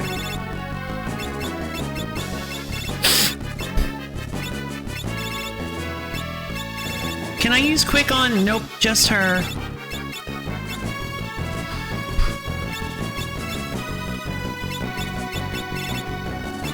I have no idea. Comet, I guess. I wonder what Bahamut's weakness would be then. Poison? Drain? Wait, since when did I get Drain?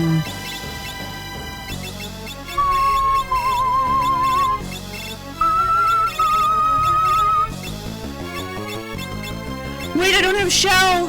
No! That's right! That's a high-level white magic!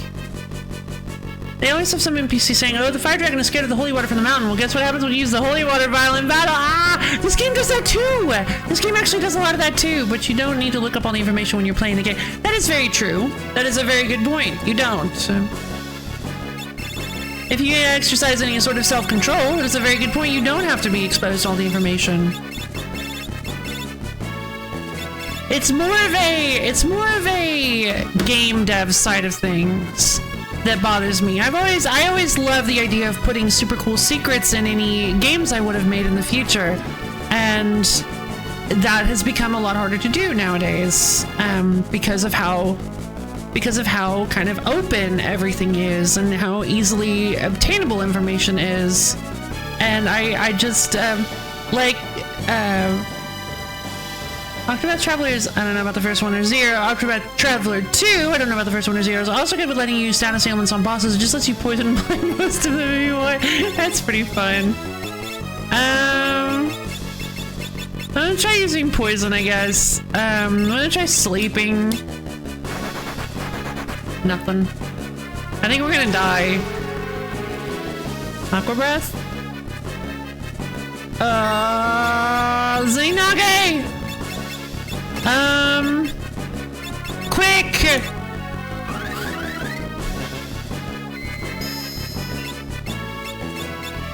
Phoenix down on Creel.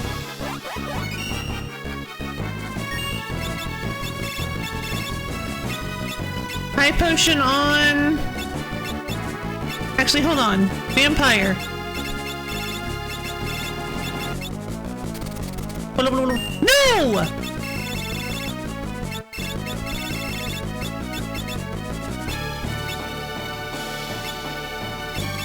Double Kira. We're not gonna win. I'm spending too much time patching up. There's no way we win this.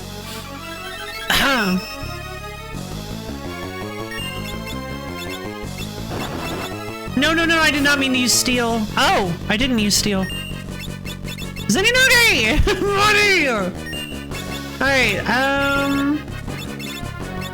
okay, Creel's not hasted anymore. I don't really know if that's that big of a deal. I don't know if I want to spend my time on that. Missile. Would missile even work?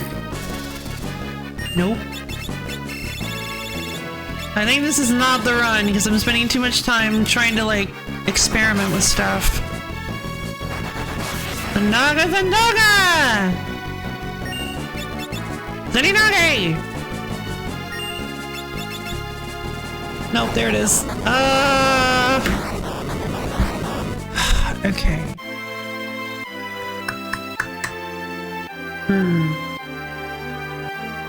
Honestly, even with Protect and Shell, I don't think we can survive. Is Mega Flare affected by Protect or Shell? Etching Odyssey lets almost any status ailment works on a boss, some with just lower activation rates. It makes the game so fun. Oh, wonderful! Yeah, honestly, I like games that actually, if you... Because that's the thing, if you try to make like a status build, odds are once you get to a boss, whoever is your status applier is completely useless. And it's just kind of sad. The only games I looked up guides when I started playing were Dark Souls 2 and Persona 5. Dark Souls 2 because I was told to use a guide when I borrowed it from a friend, and Persona 5 because needing to plan out every day to get the training is such a hassle. Ah, I see. It's considered magic. Well, that's unfortunate.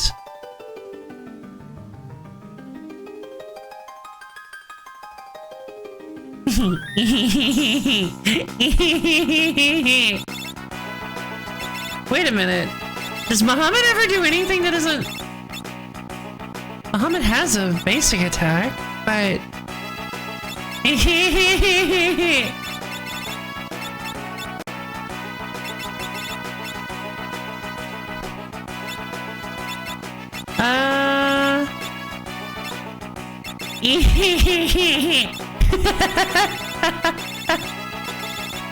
I have an idea. We're going back to White Mage. Dual cast. Wait, you're trying to fight a level 99 enemy when you're only level 33? Yeah! Healing stuff. I actually have no idea how that interacts. Gold hairpin. Black robe. Reflect ring.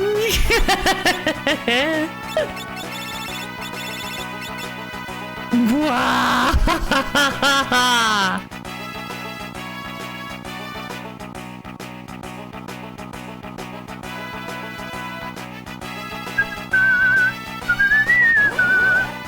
Oh, come on.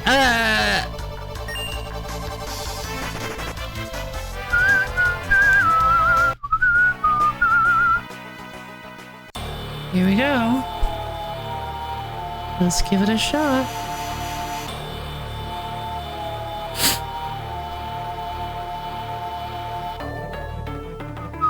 Oh wait, reflectoring was a bad choice. That's fine. It won't be, it shouldn't be too bad. You who have broken the seal! So I'm trying not to get— oh, it all? Sure. Mug. Aw.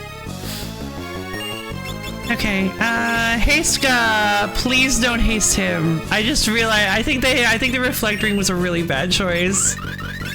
Oh no!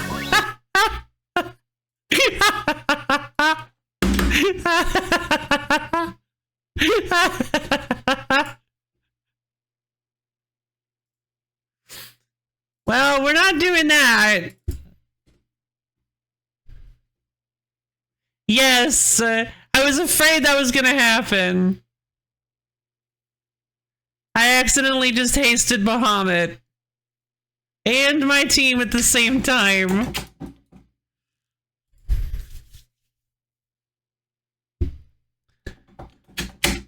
I just did the classic Game Boy Advance mechanic of hitting that power switch. Also, for some reason, I can't get my game to launch. What is going on?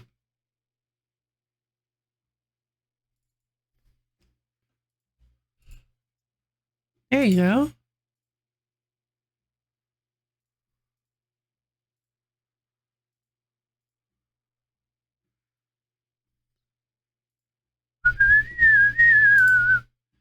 What is going on with this? Why is everything slowing down so much?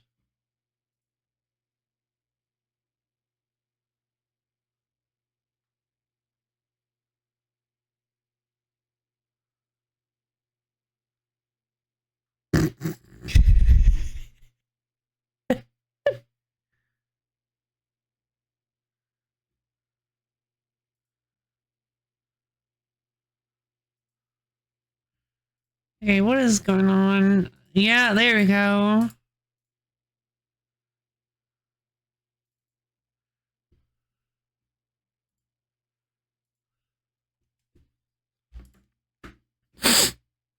We need to have a 30-minute discussion on designing games for children before you can— ah, right, of course. Whoa!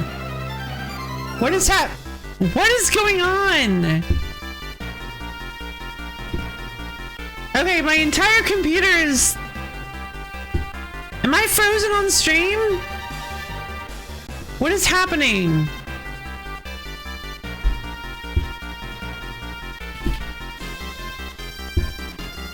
Okay.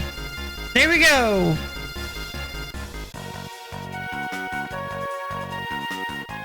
Why is everything doing this? Everything is lagging really badly. What it—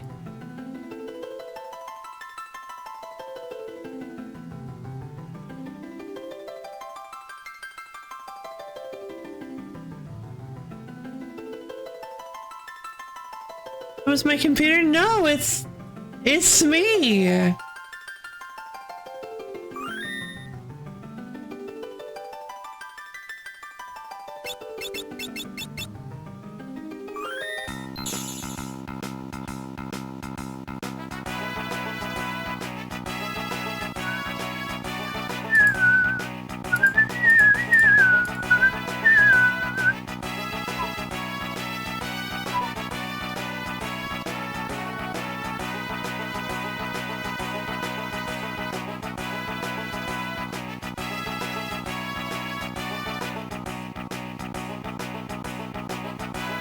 Yeah, what on earth must be the haze? Clever. Okay.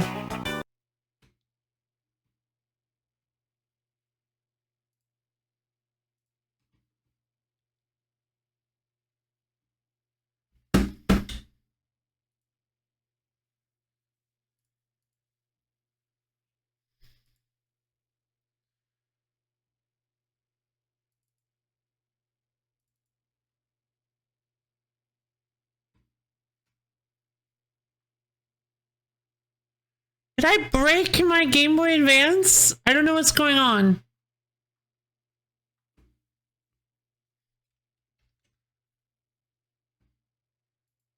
My computer is taking so long to just respond to anything. 20 seconds of delay? Hold on. There's an old trick I haven't used in 1,000 years. You guys probably aren't even going to hear me say this. Alright. Well, oh my god.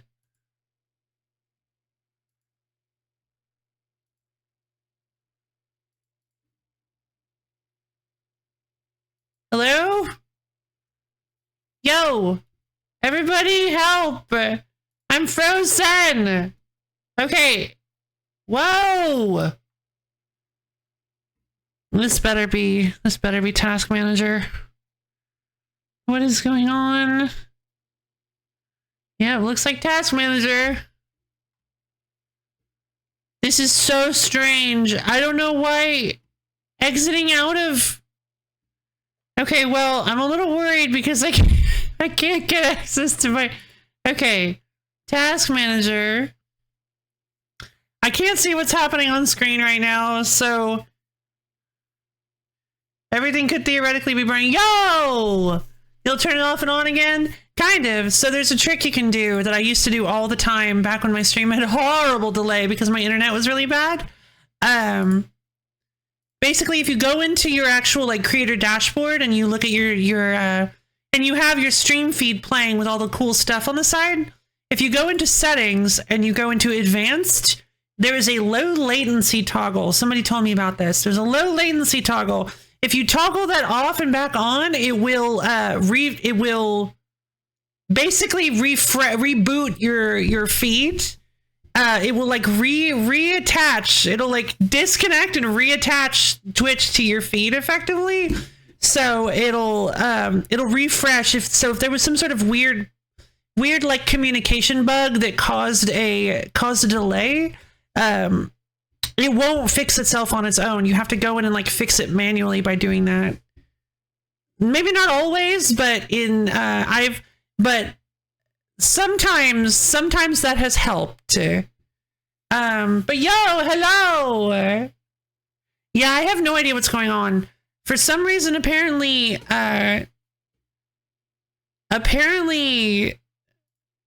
my 100% completely, totally, fully, utterly, absolutely, entirely normal Game Boy Advance is like making everything bug out, and I have no idea why.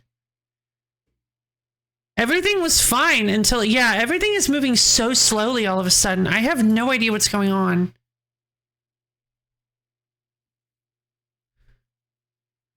And I'm freezing. This is like 2022 Lo-Fi Lady levels of stream problems. This is so strange. I have not had problems like this in actually 3 years. This is insane. I don't know what this is. I finished all my 6 for day. Love, and no fans hold me accountable to someone else can be VC with me. I'm opposed to pet every 2 minutes to prove I'm here if it doesn't get it. Oh, not at all. But what's the question?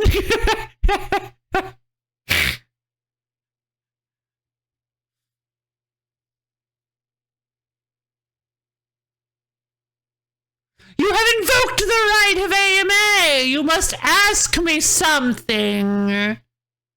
You cannot leave without posing your question. Clunk, clunk, the door's locked. Oh, that's tricky! I didn't even think about that. The question, is it annoying? Oh, yeah, no, that makes sense. Nope, it's not annoying.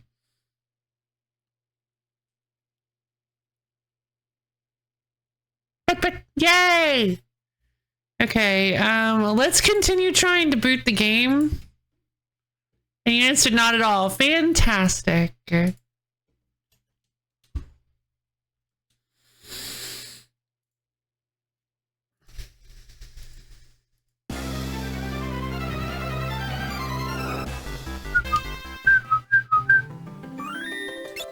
Okay, looks like we're not having any weird lag issues.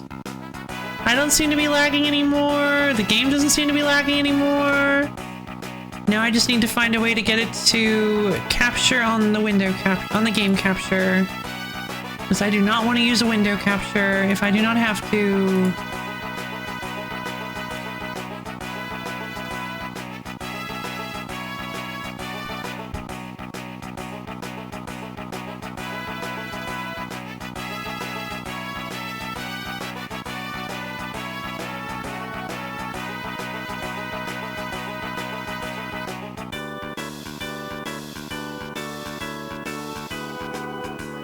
Vit came to the rescue. See you later? What do you mean?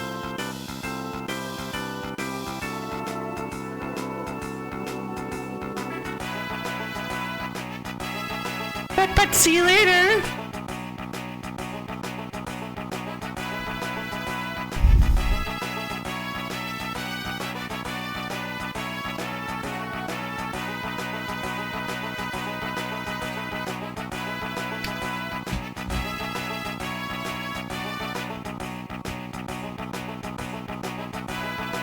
Okay, well...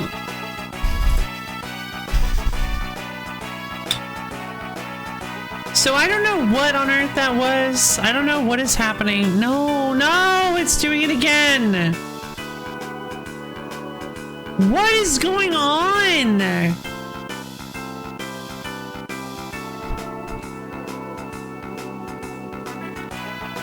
Oh no, and it's actually just display lag. I put a bunch of inputs and when it caught back up, I was in a different location.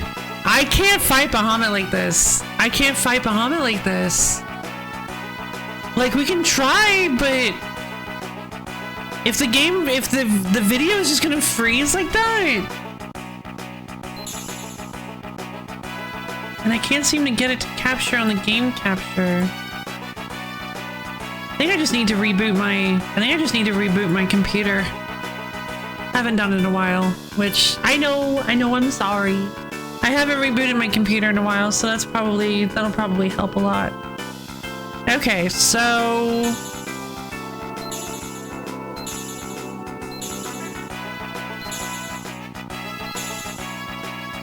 doesn't seem to be too bad. All right, so what I'm gonna do is thank you. I have absolutely no idea what I just did to cause my computer. Yeah, the computer is sleep deprived. Same. But yeah, I don't know how that caused so many problems with my computer, but I'm probably going to have to reboot my computer.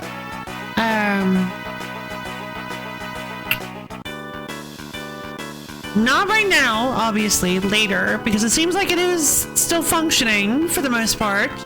But what I want to do is I want to take a quick break. We don't have a whole lot left in the stream, but I need to take care of some things and I need to get myself something to eat.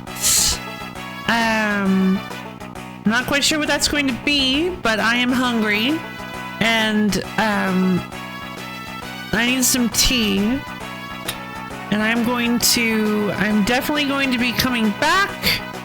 And we're going to be fighting Bahamut. Hopefully we can beat him in the next half hour. If we can't, then you know what? That's fine. We'll just have to try next week. Because it happens sometimes. Alright, so I'm going to run an ad really quickly so you guys don't have to deal with pre-rolls for the next hour. Which, I mean, we're only gonna be here for half an hour. Whatever. Well, you guys won't have to deal with pre-rolls for the next hour, and then I will be back as soon as I can be. Just a few minutes should be. Maybe like 10 minutes, so we'll see.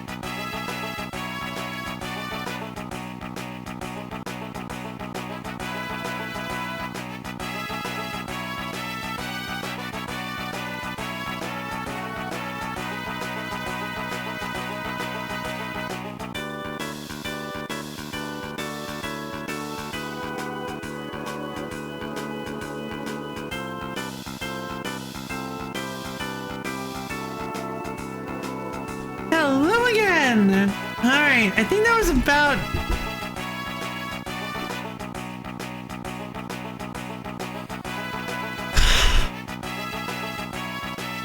Okay, hold on. I'm here. Give me just a second. It seems like everything's frozen again. I should be appearing any second now. There we go. Perfect timing.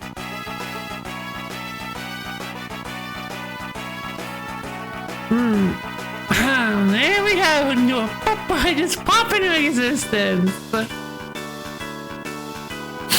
Just got a little phase shifted is all. Okay. I don't know if you guys have noticed the game freezing at all while I was gone. I can only understand if you weren't watching for that.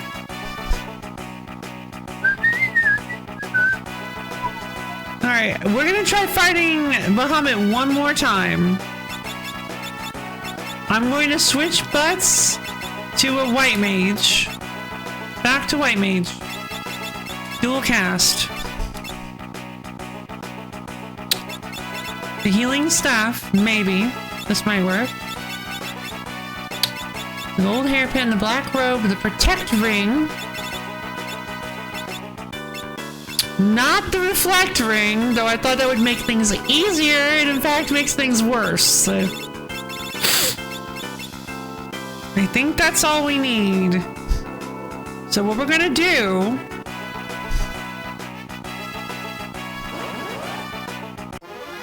is we're going to ignore these guys. We're going to go into combat.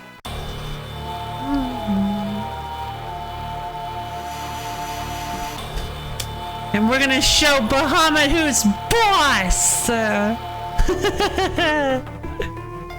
Hopefully.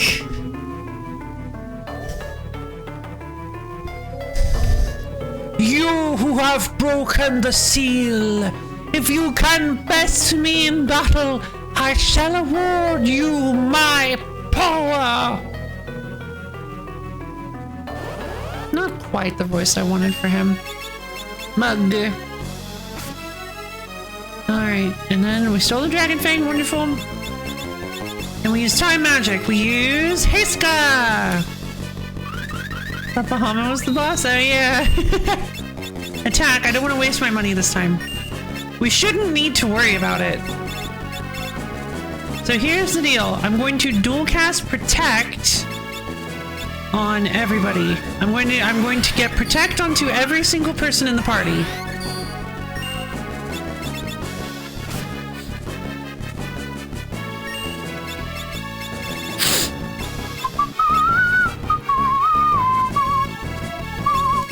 And I guess I'm just gonna try blasting Bahamut in the face with Comet too. Come on. Dual cast. Protect on Creel and Ferris. This will provide us with a significant, I believe it'll cut all physical damage in half.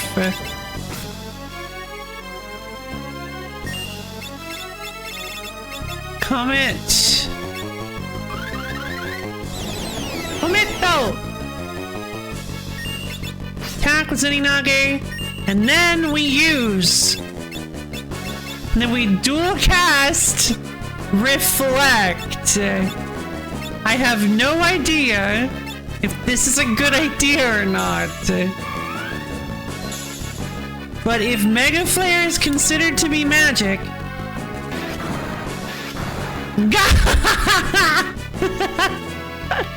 And all of his other stuff seems to be considered magic as well. Then he won't be able to do anything to us. Wasn't quite fast enough. Reflect on Creel, reflect on Ferris. Let's hope he doesn't have his fail-safe for this.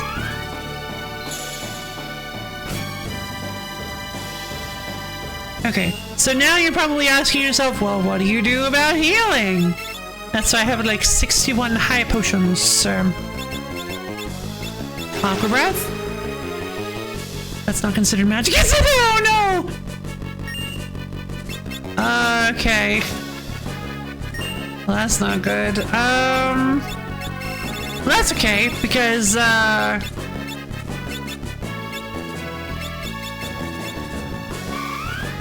thankfully they don't have Reflect on anymore, so whatever.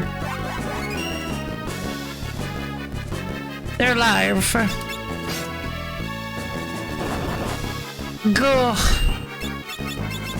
Okay. Creela's gonna use a high potion on herself.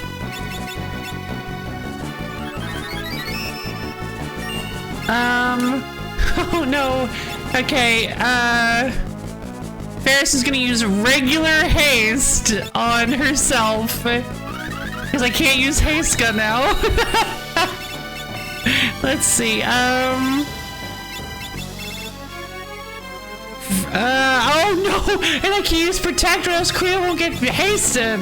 Oh man, this is all falling apart.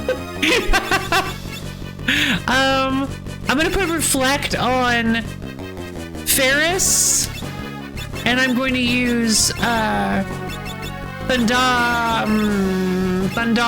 I guess, on Bahamut. And I'm going to use Lena. I'm gonna have Lena use a high potion on herself in case he uses Aqua Breath again. Good! Okay, Ferris. I don't know. Use haste on Creel, I guess.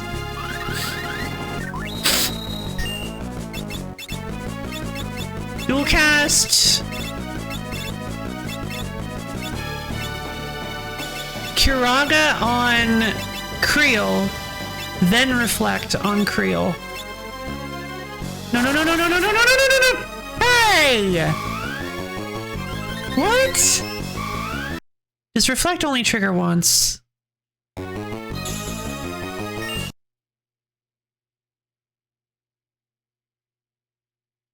No, because I put Reflect on Ferris.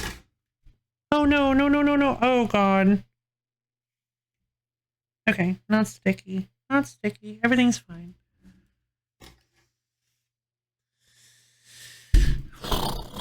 Okay, so this is gonna be a little bit harder than I thought it was gonna be.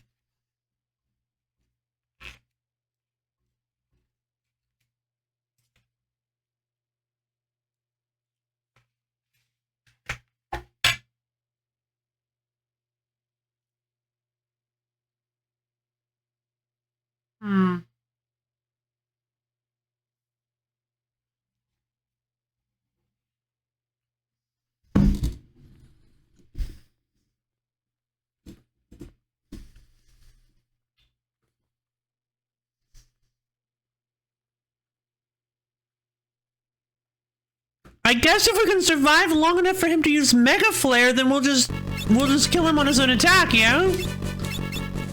Theoretically? But the problem is surviving long enough for him to use Mega Flare.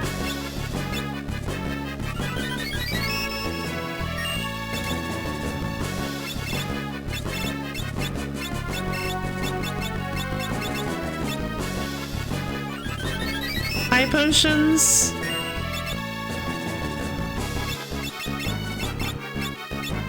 High potion on yourself?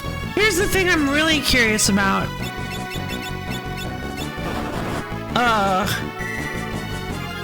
Okay, so that's not reflective. That's not considered magic.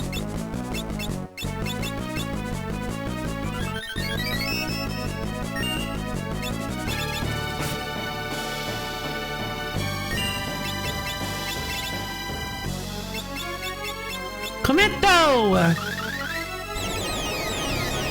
He's not vulnerable to vampire. Wait, is he like... Wait a minute. Are dragons in general just weak to Cura?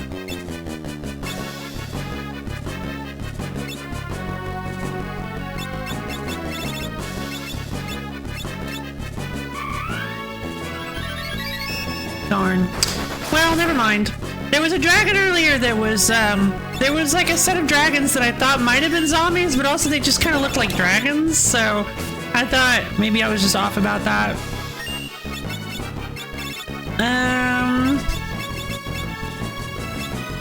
Tomato.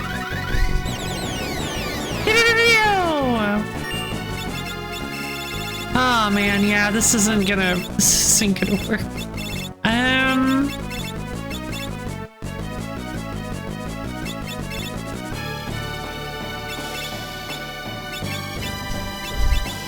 Because this magic just is not strong enough. Yeah, 341 damage is not enough. Zeninote! It is busy right now. We are playing playing no mains BB tag. How's you? Oh, I'm doing good-ish. I'm trying to figure out how to beat Bahamut. It's not going super well. Cometto! Bahamut Street, yeah, no joke.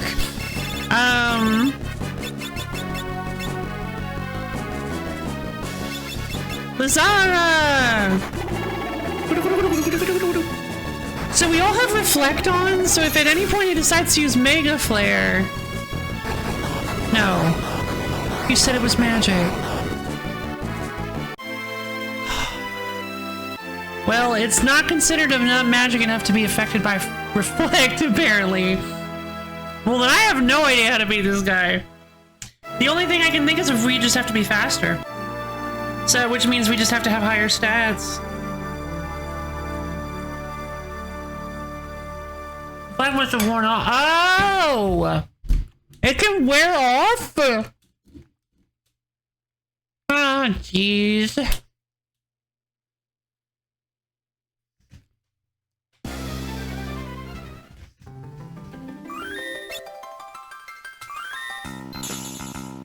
Hold on.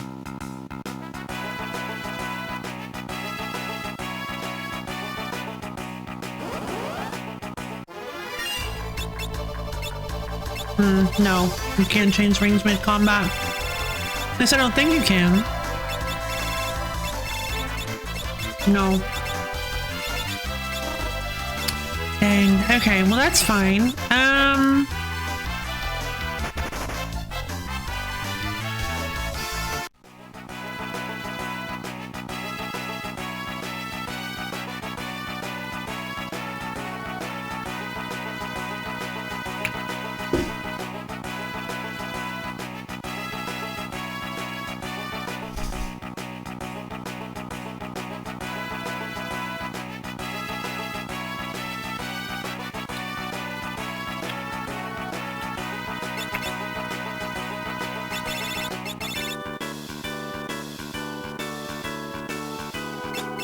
See, I don't even know what... So I'm genuinely curious. Carbuncle is 45.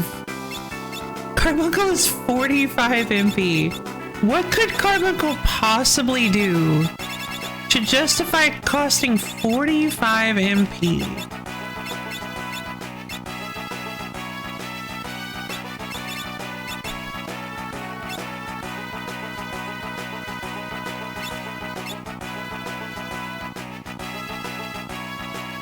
I have to know. Wait, no! Oh! He bunkles your car. Hey, Smuggy Bear, how's it going? I mean, he looks like he could bunkle my car. That's for sure.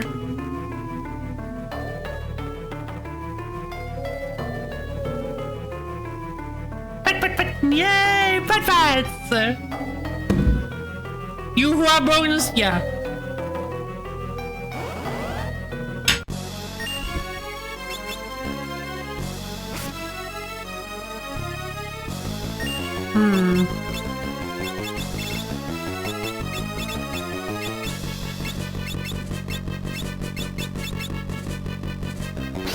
Whip. Whip. Dual cash.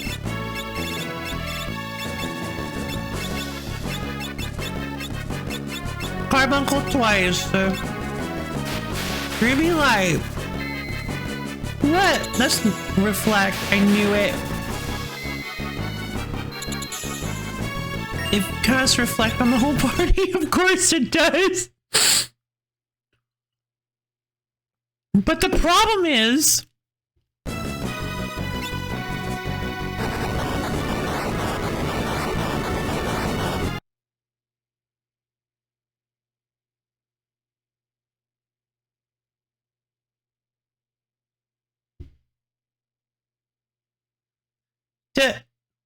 Does he do that in response to the whole party being reflected?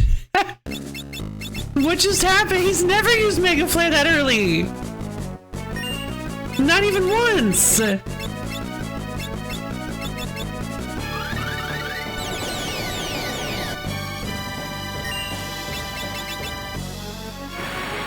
Please. We're still reflected though, so I can't use Curaga. What about, what does Sylph do? Remora. Hobo.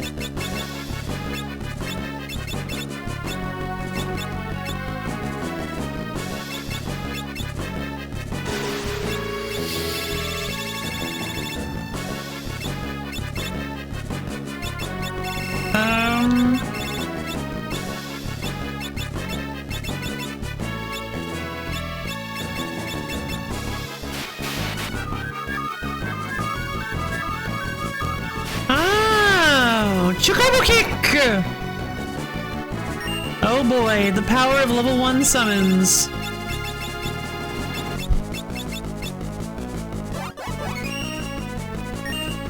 Okay, so I have no idea what I'm doing.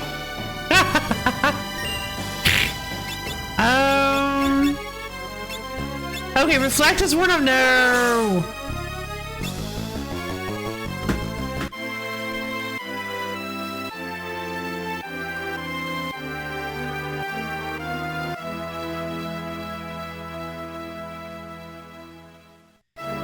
Okay, so the more we do this one, the more we do this fight, the more I'm getting the feeling that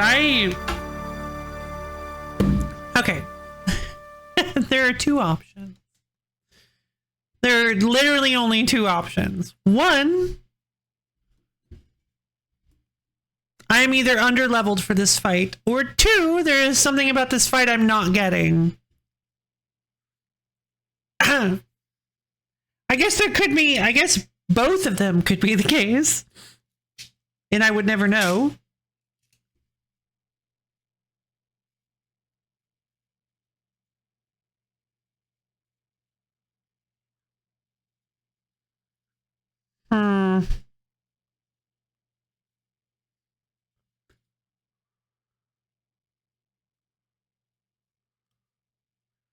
Very curious. I really don't have any idea what to do about this fight, so he just does so much damage. Or potentially worse, it could be an and/or.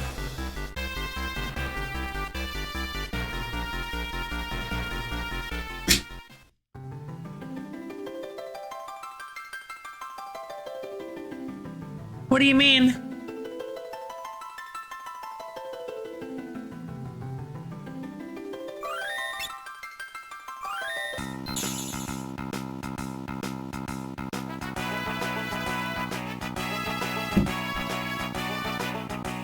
Or like bits and pieces of both, like...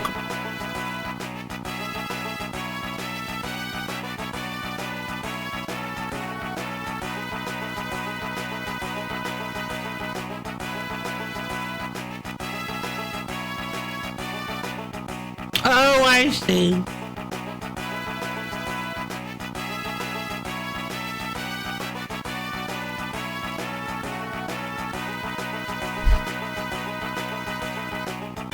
Yeah, because I thought and/or was like both, which is what I just said. And it very well might be, since you were just being silly. Let's see.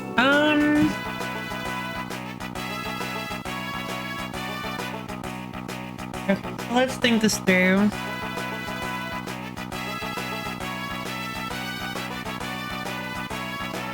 Reflect does work on Mega Flare,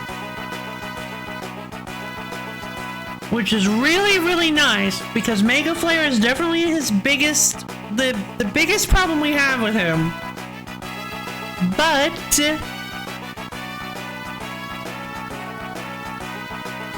if I use Carbuncle to set up Mega Flare on the whole team,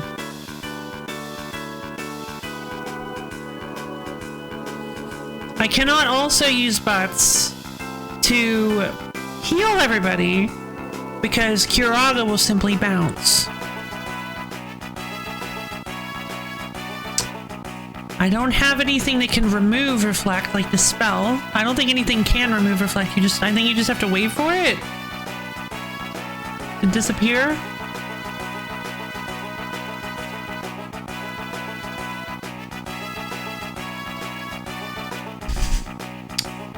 We could also try...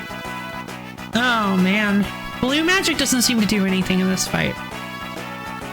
So we could try something really... Nope, no we can't, because only Butts has it.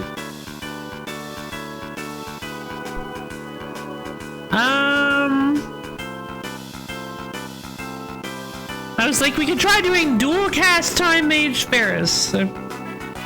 But unfortunately, learning a skill on one person does not give it to the entire team. That'd be pretty funny, but you know how it works.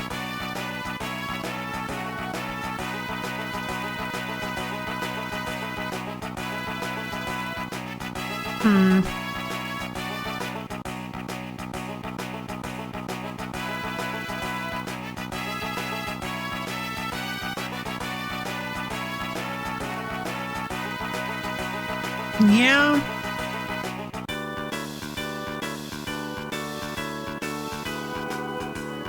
My brain's just not really putting anything together yet. I think we might have to let this sit for a week. Kind of just... I think we might need to sleep on it. Because there's probably a way to do this.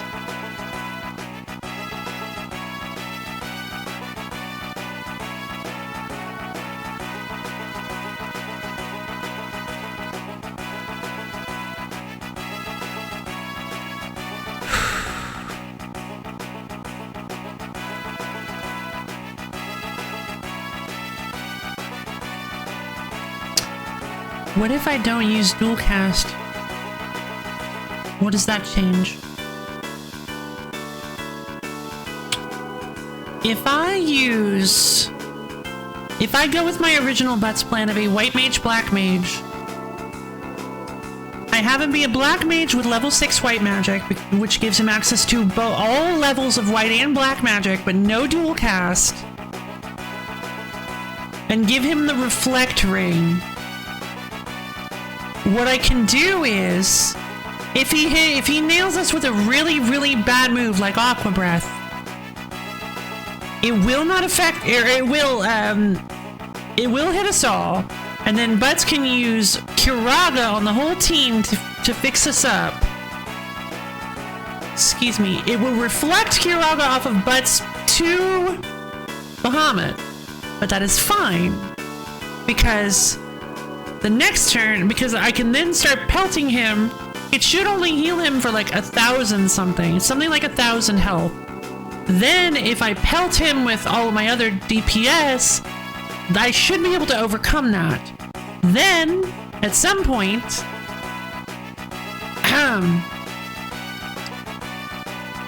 he will use Mega Flare. It will kill everyone except Butts. Butts will reflect it back to Bahamut. Butts can then start trying to revive everybody using either Arise or Phoenix Downs. It'll be slower because we don't have dual cast, but having access to both level 6 black and white magic could change the tide here. Because right now, as it stands, Butts can either keep everybody really healthy with Curaga and Arise and Reflect. Sorry, well, yeah, Reflect, Shell, Protect, all that good stuff, all that good white magic. Or do really good damage with dual cast Blizzaga. Blizzaga does like 2,000 damage per, so he's pumping out 4k damage every turn, which is really, really good. But then he can't heal anybody, and so we don't really have healing that works for the team. And there's always the ever-present threat of Mega Flare at any moment, apparently, unless Carbuncle has like a gimmick that taunts out Mega Flare after you use it. So I don't know. I really don't. I have no idea how to approach this. We need Reflect on the team, but we also need to keep healing with magic. We don't have the ability to spread potions across the whole team, which would be great. Just take a sip, pass it around. But, like...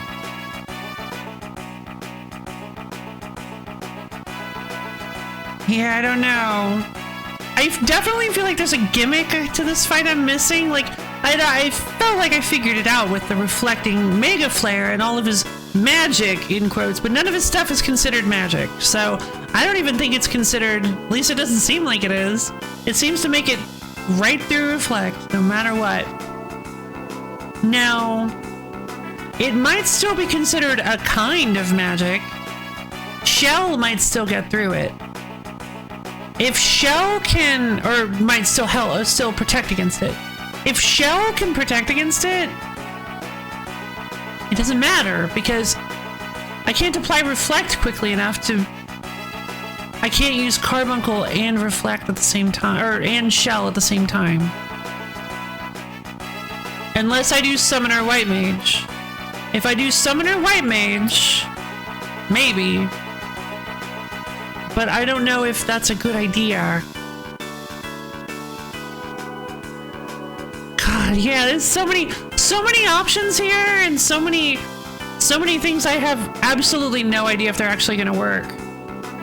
It would be really, really fun to beat Bahamut. I imagine Bahamut's summon is probably Mega Flare, which would be really, really nice because it seems like it's a very powerful ability.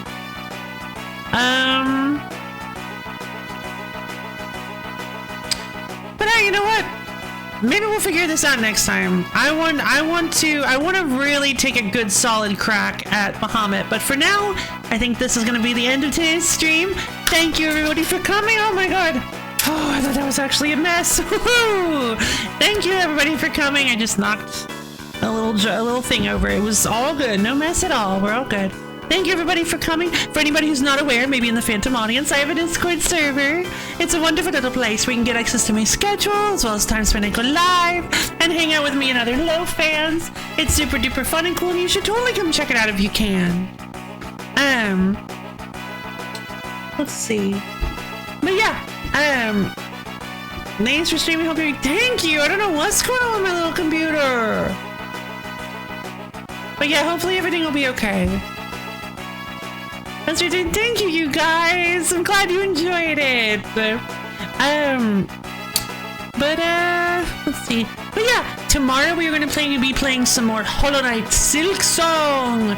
I am feeling better about Silksong. I'm feeling better about Silksong. I am excited. I am excited to continue for sure. I think it'll be a pretty fun stream tomorrow. So you should come check it out if you can, or if you're not avoiding spoilers, you should come check it out. So yeah, I hope you guys had fun today, because I know I did. It is very funny to me. Yes, it is very funny to me that we had like this 5-hour stream had like half an hour of actual gameplay, but but I really enjoyed all the conversations. It was really fun. I really liked just talking with you guys. That was a lot of fun. And regardless, I think it's set up a really good hurdle for us to overcome in the next stream, which is Bahamut. I'm very excited to figure out how to solve this guy.